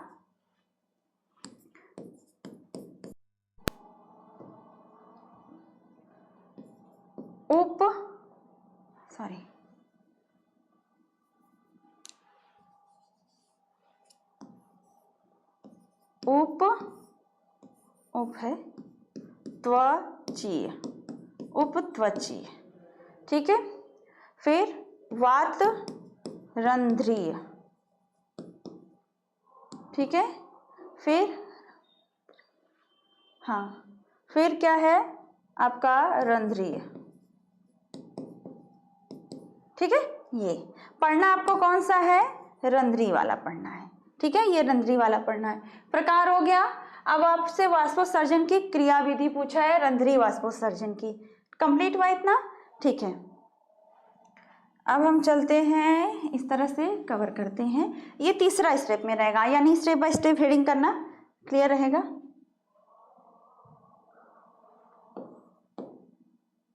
रंध्रीय वाष्पोत्सर्जन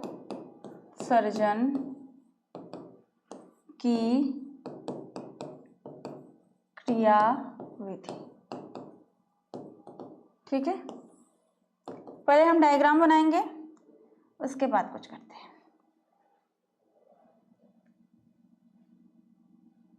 चलो,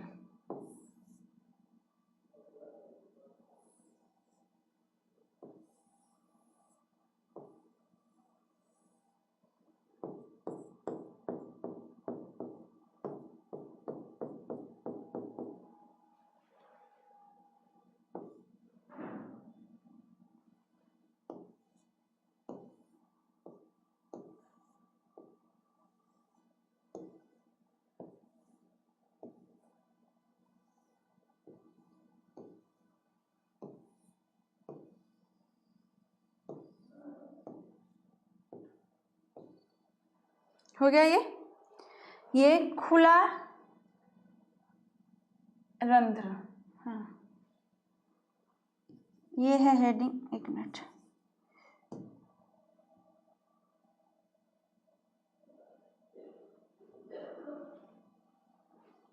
ये है खुला रंध्र।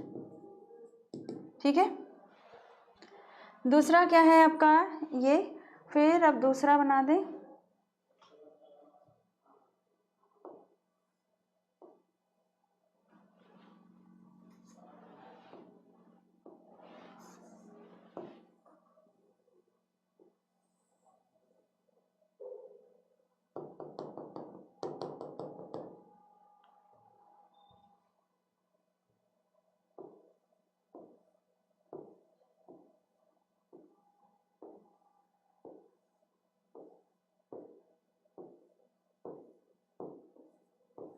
देखो ये बंद हो गया, ये वाला क्या है, बंद रंध्र है।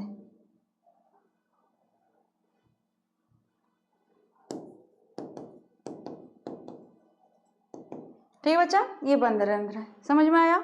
अब ध्यान दो कि क्रियाविधि में होगा क्या, जैसे पानी जो होता है वो जड़ों के द्वारा ऊपर की तरफ खींचता हुआ आता है। ठीक है, तो और जल के अणुओं के बीच में सहसंजक बल कार्य करता है, जिसकी वजह से आप देखोगे कि जब पानी कहीं गिराते हो, उंगली से अगर मैं आप उधर कर दिए तो पूरा पानी ढल के उधर ही जाता है ना। ये इस वजह से क्योंकि जल के अणुओं के बीच में सहसंजक बल कार्य करता है, इसी नेचर की वजह से पानी का धार एक ही तरफ चलता है। ठीक है, ये चीजें, तो जब वो पानी इसी तरह से ऊपर खींचता हुआ आ रहा है तो पानी का इतना प्रेशर बढ़ जाता है कि इनकी जो ये वाली कोशिकाएं होती हैं, ये इनको हम क्या कहते हैं, द्वार, गार्ड सेल या द्वार कोशिका। ठीक है, अब हम नेमिंग भी कर दें यहीं पर, ये जो है ना इनकी, ये इन्हें हम द्वार कोशिका कहते हैं। द्वार, नेमिंग हम दूसरे पेन से करते हैं बच्चा, नहीं तो ना कंफ्यूज हो जाओगे। ठीक है, नेमिंग हम दूसरे पेन से करते हैं। ये दोनों क्या है, द्वार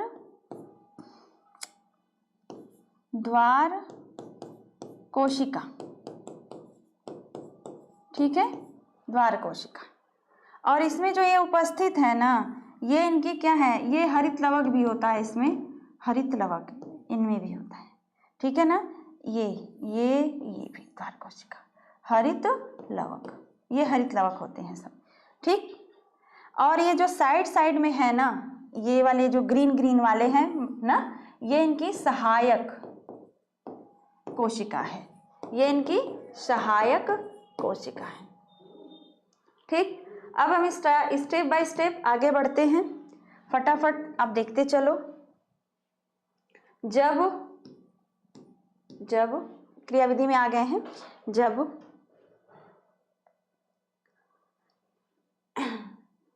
जल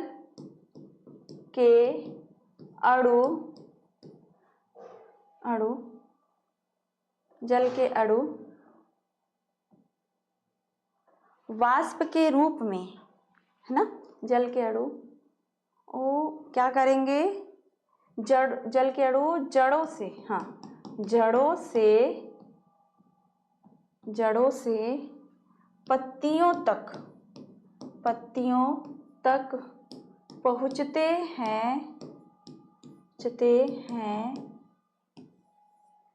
तो उनके बीच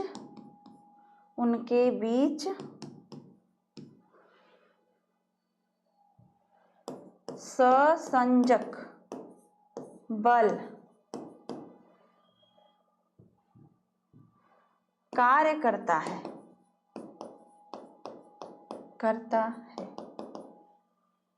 ठीक है ना।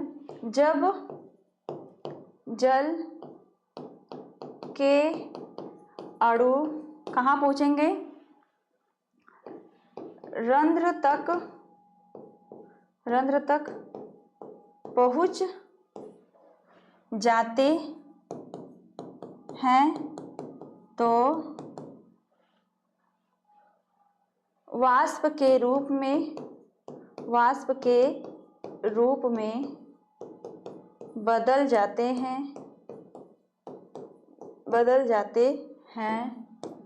जिसकी वजह से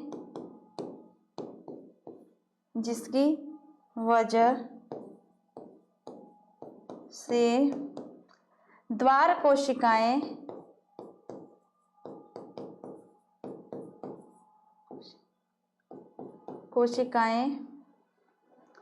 हैं। टाइट हो जाना का मतलब क्या होगा, ये अनुशीतलन है ना, प्रकुंचन है ये तो। द्वार कोशिकाएं फैल जाती हैं, शिथिल हो जाती हैं, अनुशीतलन फैल जाती हैं और रंध्र खुल जाते हैं। रंध्र खुल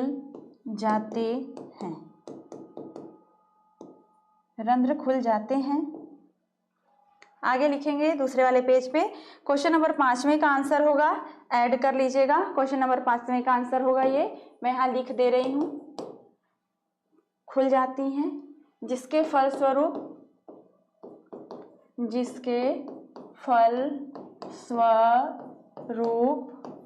वाष्प बाहर निकल जाता है। ठीक है ना, जिसके फलस्वरूप वाष्प बाहर निकल जाता है। ठीक है ना। और आगे वाष्प के बाहर निकलते ही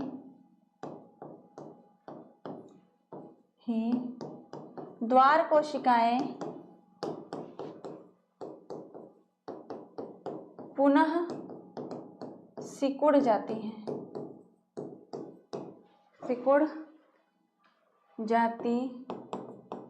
हैं और रंध्र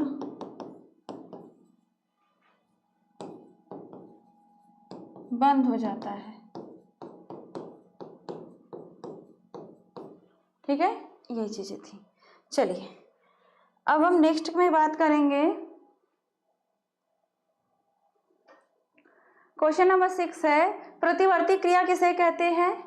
फिर प्रतिवर्ती चाप को निम्नांकित चित्र द्वारा उदाहरण द्वारा समझाइए।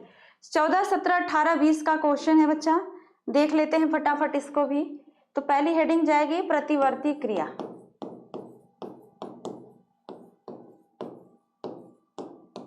प्रतिवर्ती क्रिया, ठीक है ना। ऐसी क्रिया जो किसी उद्दीपन के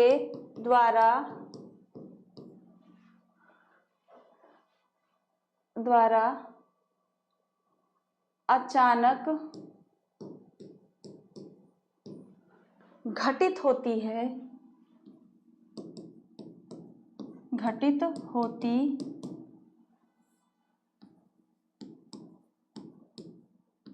घटित होती है, ठीक है ना, जिसमें मस्तिष्क का कोई नियंत्रण नहीं होता।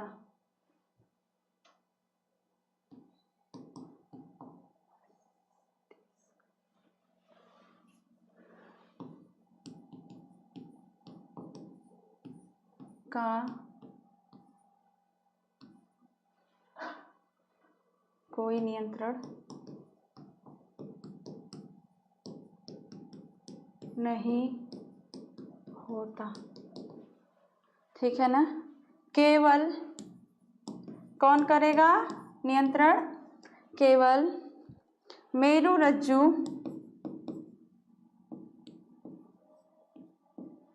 नियंत्रित करता है, ठीक है। चलो, फिर उसके बाद है प्रतिवर्ती चाप का क्या है आपका? हाँ, कि इसके भाग हम बता लें। डेफिनेशन हो गया, प्रतिवर्ती क्रिया हो गया, प्रतिवर्ती चाप की बात कर रहे हैं तो प्रतिवर्ती जो क्रिया है ना, इसमें दो भाग होते हैं बच्चा। भाग की बात करें तो पहला होता है पृष्ठ मूल और दूसरा होता है अधर मूल। अब यहीं पे आपको बता दें, पृष्ठ मूल जो होता है ये आपका मुख्य रूप से संवेदी अंगों का बना होता है, संवेदी तंत्रिका तंत्र से, संवेदी तंत्रिका तंत्र, तंत्रिका कोशिका, सॉरी कोशिका से बना होता है। समझ में आया? और जो अधर मूल होता है ना, ये प्रेरक कह लो या चालक कह लो, दोनों एक ही होता है ना। प्रेरक या चालक कोशिका, तंत्रिका कोशिका ना, तंत्रिका कोशिका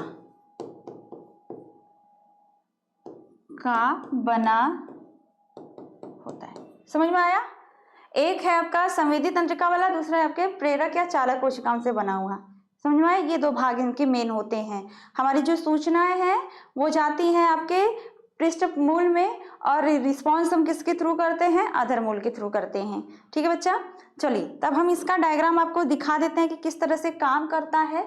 तो नामांकित चित्र बनाने के लिए बोला है ना चाप का, तो फटाफट दिखा लेते हैं कि किस तरह का बनेगा डायग्राम।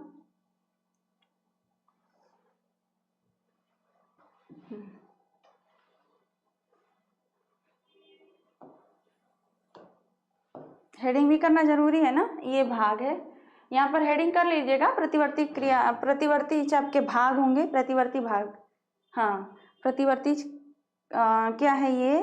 मेरुरज्जु के भाग में आ जाएंगे ये। ठीक है, आपके अब हेडिंग हो जाएगा प्रतिवर्ती चाप का चित्रण। ठीक है ना। अब इनके हेडिंग, इनके बारे में जानेंगे, देख लो फटाफट। है क्या? आसान है, बहुत आसान है, बहुत ज़्यादा टफ नहीं है। ठीक है ना, बहुत ज़्यादा हम टफ वाला काम ही नहीं करते हैं।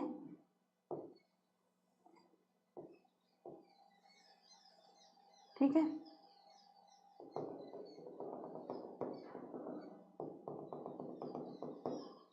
ये एच के आकार का ही रहेगा। फिर इस तरह से यहाँ पर काम करेगा, इस तरह से दूसरा वाला काम करेगा। इसमें हम डबल कर देते हैं। ठीक है, दोनों तरफ, हमारे दोनों तरफ से काम होता है ना, ऐसा नहीं है बस एक ही हाथ प्रतिवर्ती कर रहा है दूसरा हाथ कर ही नहीं रहा, ऐसा नहीं, दोनों तरफ करता है, लेफ्ट राइट दोनों। क्लियर? चलो ठीक है। अब क्या है, सपोज करो, थोड़ा सा हम इसको हटाएं, कलर चेंज करें तो बताएं। यहाँ पर सपोज है आपका ये त्वचा है।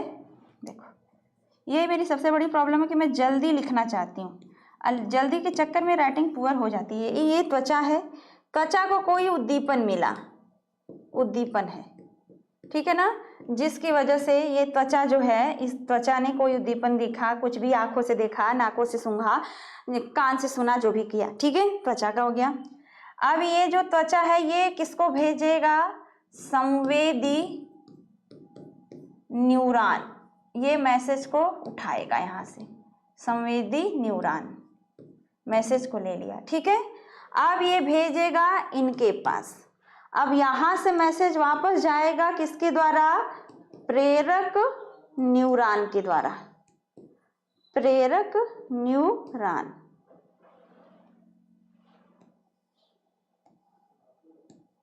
प्रेरक न्यूरॉन के द्वारा जाएगा। फिर प्रेरक न्यूरॉन जो है अब ये कहाँ भेज देगा? अपवाहक अंग जो होंगे आपके त्वचा पे वापस आ गया कि करना क्या? मैसेज का उठाया किसने? किसी चीज को देखा आपने, मैसेज आपके आया, आपकी त्वचा ने टच किया या कुछ भी हुआ, फिर ये मैसेज किसके थ्रू गया? आपके संवेदी न्यूरॉन के पास, आपके रीढ़ की हड्डी में गया। वहां से मैसेज तुरंत जो आया वो प्रेरक न्यूरॉन के द्वारा आया। फिर आपको जो करना था, आगे बढ़ना था, पीछे बढ़ना था, सामान जो पकड़े थे गर्म था छोड़ दिए, जो भी किए वो आपके कर देते हो। समझ में आया? यही प्रोसेस इधर भी चलता है कि सपोज करो ये आपकी त्वचा है, इसका कोई उद्दीपन से लेना देना था, ठीक है ना, कुछ देखा होगा, मैसेज इसने उठाया किसके द्वारा? संवेदी, त्वचा ने मैसेज किया, संवेदी न्यूरॉन ले लिया इस मैसेज को, इसने मैसेज भेज दिया कहाँ पर? रीढ़ की हड्डी में, आपके मेरुरज्जु में गया। वहां से मैसेज आया किसके द्वारा? प्रेरक न्यूरॉन ने मैसेज वापस लेकर आया, और वो मैसेज किसने भेजा, किसके पास चला गया? त्वचा के पास, कि आपको करना क्या है। यही चीजें यहाँ पर होती हैं बच्चा, ठीक है बच्चा, इससे ज्यादा कुछ नहीं होता है, ठीक है। अब बात करेंगे आगे, किसी चीज का करना है, प्रतिवर्ती क्रियाओं के प्रकार थोड़ा सा देख लेते हैं। हमारे पास स्पेस तो नहीं है, इतने में ही एक हेडिंग, दो हेडिंग, तीसरा हेडिंग ये हो गया। चौथा हेडिंग में हम आपको यहाँ पे क्वेश्चन नंबर 5 है ना, 6 है अब ना, क्वेश्चन नंबर 6 देखते हैं। क्वेश्चन नंबर 6 यहीं पे लिख देते हैं। जब आपको मिलेगा बच्चा तो आप सिस्टम इसको सेट कर लीजिएगा, उस हिसाब से अपने कॉपी में आंसर मेंटेन करिएगा, ठीक है। क्वेश्चन नंबर 6 में ऐसे करना क्या है, जैसे इस तरह से है, इसी जो वहां पे हो रहा था ना उसी को हम थोड़ा सा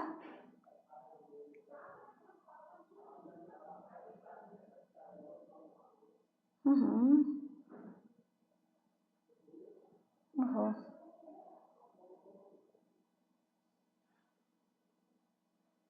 कलर आ गया,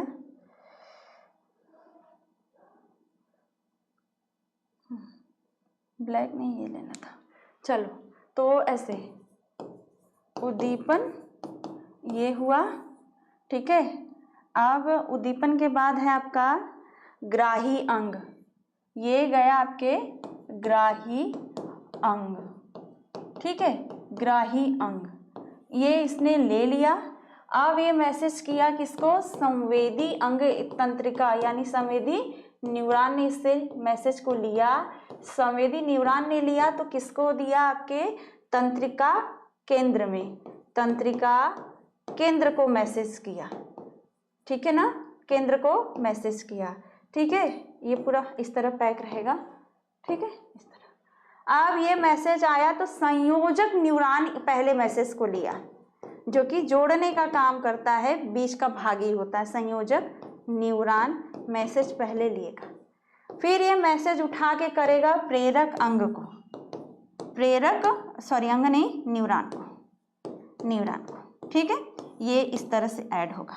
फिर ये जो मैसेज आएगा अपवाहक अंग को, अपवाहक, ठीक है ना, अंग को मैसेज आ गया। यही प्रोसेस होता है। कोई चीज आपने देखा, जो आपका ग्राही अंग था वही आपका अपवाहक अंग बाद में कब होगा? जैसे आपका हाथ है वो जला, तो जलाने के लिए जो आग है, टेम्परेचर है, अगरबत्ती है, किसी चीज से भी जला, कुकर कढ़ाई किसी से, तो वो चीज आपके लिए उद्दीपन हो गया। हाथ आपका जो त्वचा है ये ग्राही अंग हो गया, इससे जो मैसेज लिया न्यूरॉन, संवेदी न्यूरॉन लिया और आपके मेरुरज्जु में भेजा, तो वहाँ तंत्रिका केंद्र है। फिर वहां से जो मैसेज आएगा वापस आता है तो संयोजी न्यूरॉन उसको लेता है, फिर भेजता है प्रेरक न्यूरॉन को, फिर यही आपका अपवाहक अंग में मैसेज आता है। तब आप अपना हाथ तुरंत हटा देते हो, छोड़ देते हो, जो करना करते हो, है ना।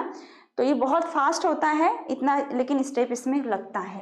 एक आपका ग्राही अंग होता है, दूसरा आपका ये, तीसरा आपका ये, चौथा आपका ये, पांचवा आपका ये, छठा आपका ये इतना यूज होना ही होना है। ठीक है, अब उदाहरण देख लेते हैं इनका थोड़ा सा। प्रतिवर्ती क्रिया के प्रकार और उदाहरण एक ही साथ ले लेते हैं। के प्रकार। अब बहुत एक क्वेश्चन और बच्चा फटाफट बता देंगे तो थोड़ा आपको आसानी हो जाएगी, है ना। पूरा आपको मिल रहा है ना कि किस तरह से आपको पढ़ना है, समझे ना बच्चा। ठीक है, दो है, एक आपका जन्मजात होता है, ठीक है ना, जन्मजात। दूसरा क्या होता है, उपार्जित होता है, ठीक है, उपार्जित होता है, समझे ना। जन्मजात में एग्जाम्पल बताएंगे सब समझ में आएगा, जैसे कि खांसना, छींकना, ठीक है ना, खांसना है, छींकना है, और क्या हो सकता है आपका, हिचकी आना,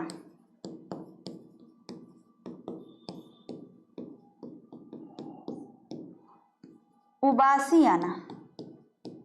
उबासी में क्या बोलते हैं, जमाई बोलते हैं जिसको ना, आना। हुआ इतना। ये चीजें आपको नॉर्मल कोई बताता नहीं है, आपकी बॉडी में खुद से होता है, खुद से होता है ना, ये सब चीजें, ठीक है ना। और इसमें उपार्जित वाले में क्या है आपका, नृत्य है, ये एग्जाम्पल हो सकता है।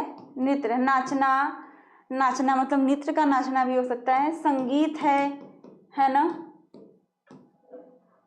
साइकिल चलाना, साइकिल चलाना,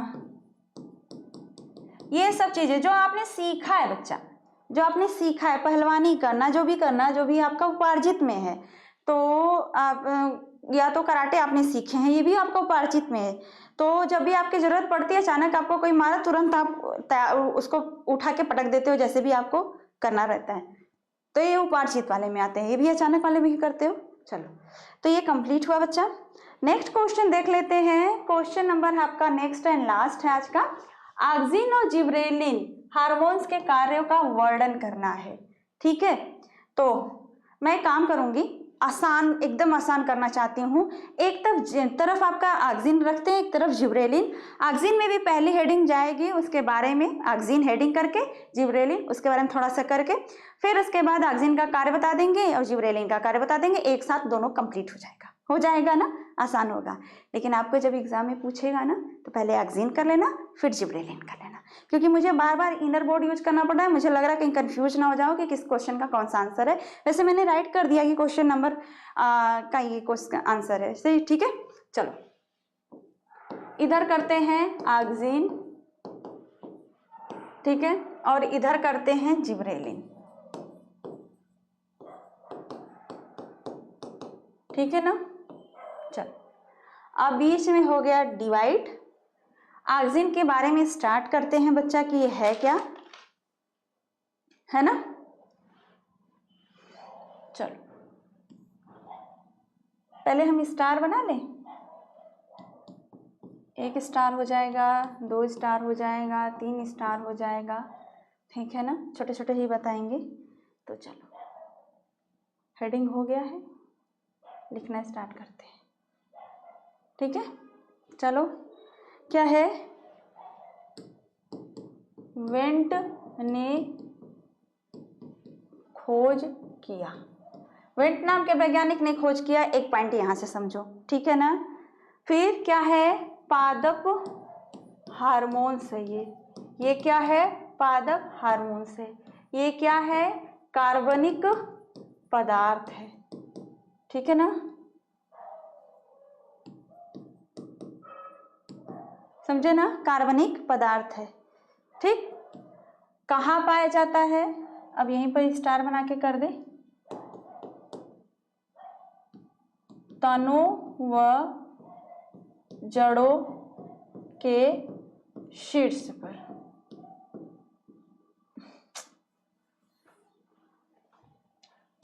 तनों व जड़ों के शीर्ष में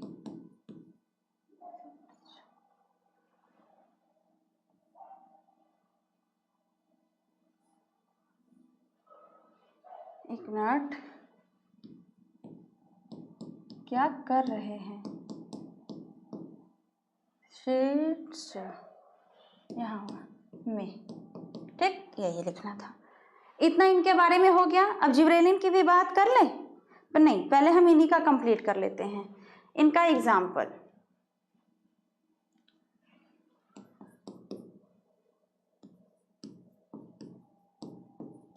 उदाहरण कर ले।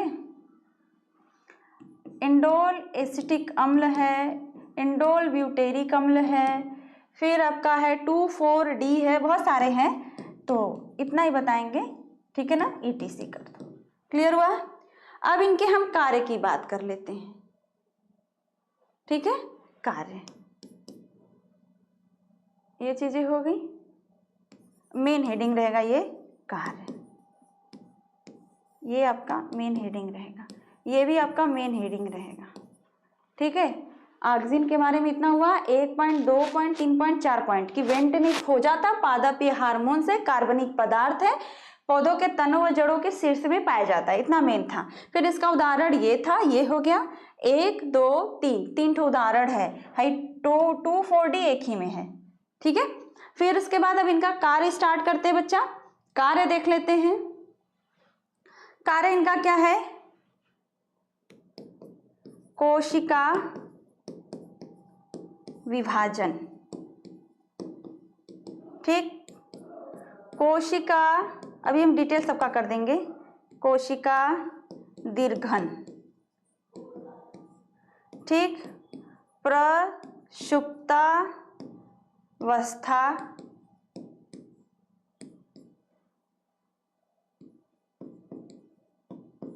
लाना, अनिषेक फलन, ठीक है, मूल प्रेरण,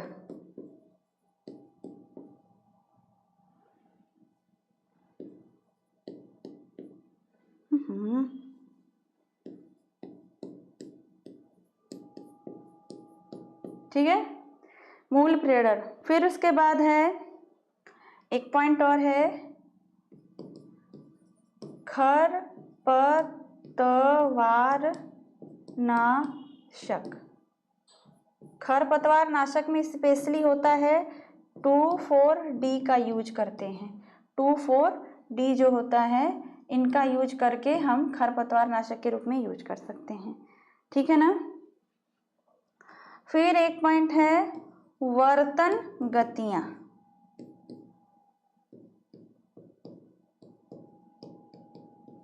फिर है एक लास्ट है शीर्ष प्रमुखता,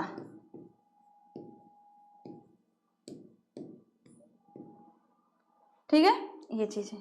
तो चलो पहले हम इनका हम वो करना था, हम सोच रहे हैं कि ये करते हैं, हुआ ना। देखो पहली हेडिंग ऑक्सीजन जाएगा, दूसरी हेडिंग हो जाएगा ऑक्सीजन के उदाहरण, तीसरी हेडिंग हो जाएगा ऑक्सीजन के कार्य, ठीक है। कार्य को अगर मैं डिटेल बड़े क्वेश्चन में पूछा है तो कार्य को डिटेल कर दो, नहीं तो जैसे है वैसे ही लिख सकते हो, ठीक है। इतना चीज हो गया। फिर उसके बाद हम पहले जिब्रेलिन की बात कर लेते हैं, उसके बाद हम आगे बढ़ते हैं। तो जिब्रेलिन में आपका क्या हो जाएगा, ऑक्सीजन हो गया, तो जिब्रेलिन का भी हम खोजकर्ता जो भी हैं उनके बारे में लेके चलते हैं, ठीक है ना।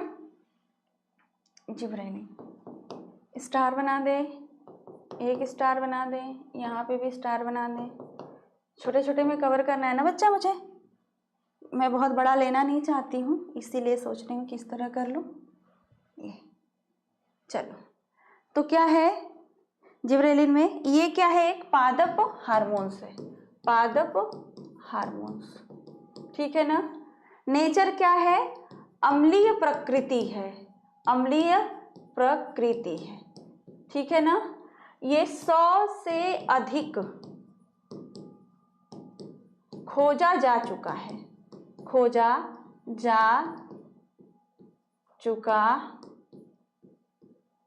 एक मिनट, 100 से अधिक खोजा जा चुका है, मतलब 100 से ज़्यादा ही जिब्रेलिन के बारे में पता लगाया जा चुका है, ठीक है।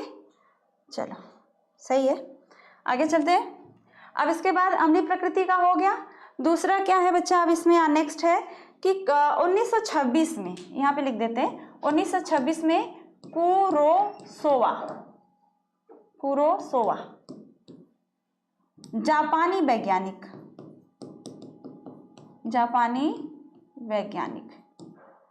ने खोजा। समझ में आया? हो गया ना इतना? ठीक है, अब हम इनका उदाहरण लेते हैं बच्चा।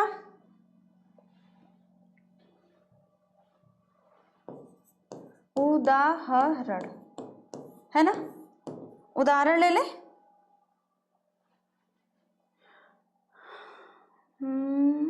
ये लेते हैं, इसको इस तरह ही दिखाते हैं। जीवन क्या है, जीवन A2, जीवन GA1 GA2 GA3 ऐसे शायद है।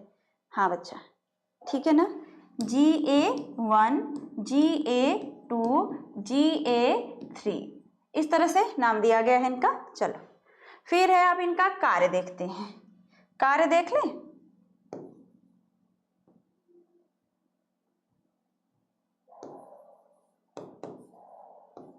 बड़ी वाली हेडिंग है ना। कार्य देख लेते हैं। कार्य में स्टार्ट करते हैं। चलो, कार्य इनका बहुत सारा कार्य है, तो बहुत सारे कार्य को देख लेते हैं। देखो, बौनापन को नष्ट करना, ठीक है ना, पुष्पन करवाना, ठीक है ना, अनिषेक फलन। ऑक्सीजन से ज़्यादा ये यूज किया जाता है, ये बहुत अच्छा होता है, बहुत कम समय में काम कर लेता है। अनिषेक फलन, ठीक है। फिर क्या है, प्रसुप्ता अवस्था को दूर करना। फिर क्या है, कोशिकाओं का विभाजन भी करवाता है, ठीक है ना, कोशिका जीर्णता, हाँ, फलों का परिवर्धन, ठीक है, ये हो गया। अब फिर यहाँ लिख सकते हैं क्या है, फलों का परिवर्धन, ठीक है ना, जीर्णता यानी कि वृद्धावस्था, है ना, नियंत्रण,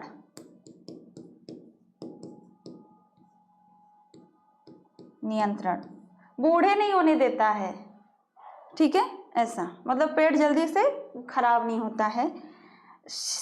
बीजों का शीघ्र अंकुरण। अब देख लें कितने हमारे पॉइंट्स हुए,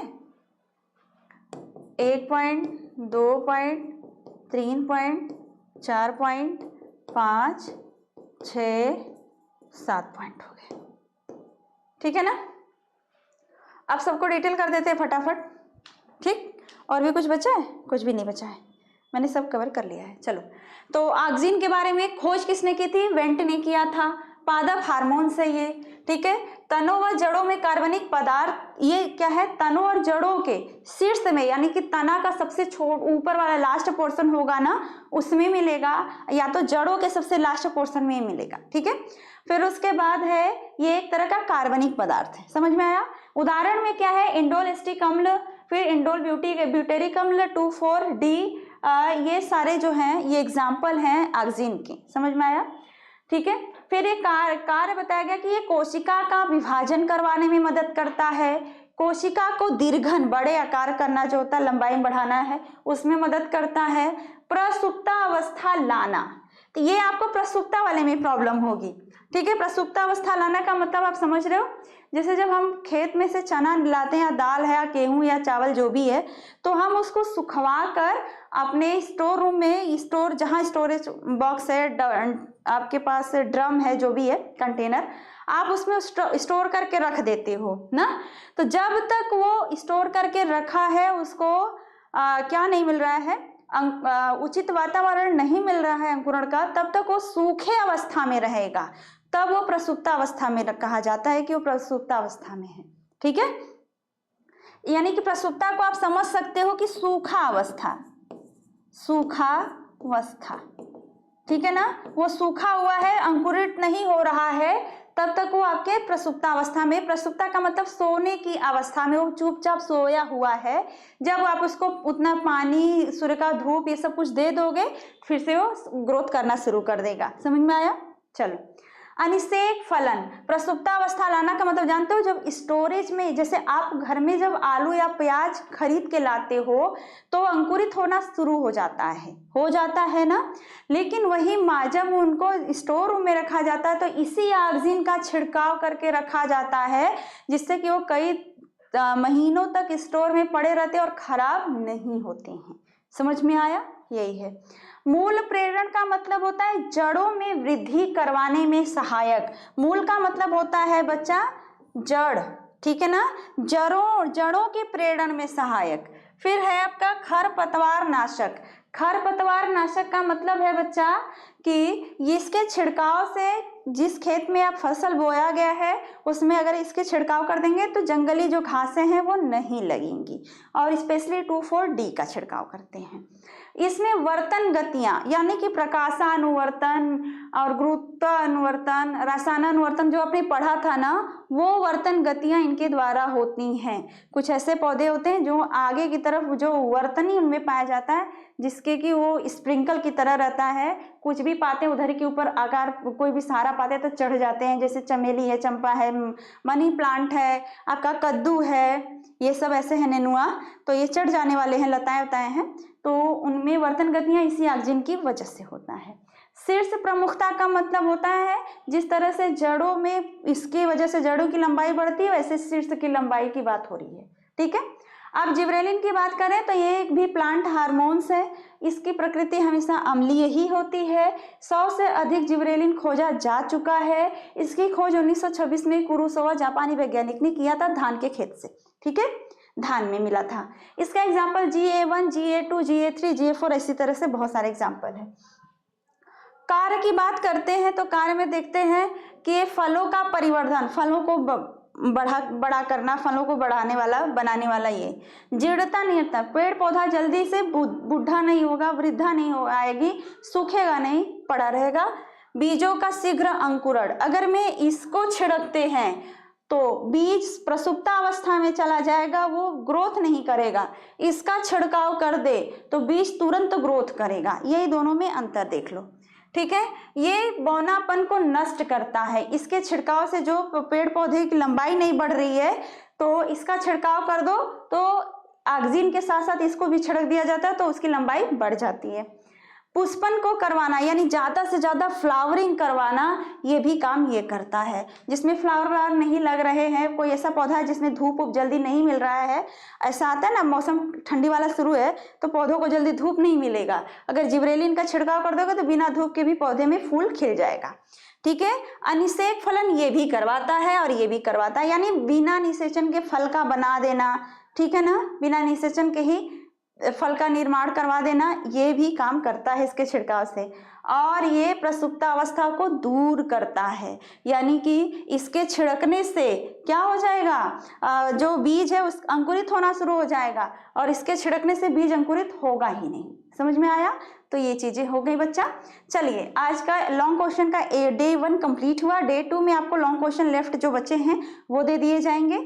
मिलते हैं आपके नेक्स्ट वाले क्लास में। चलिए बच्चा, have nice day. Sir close कर दीजिएगा।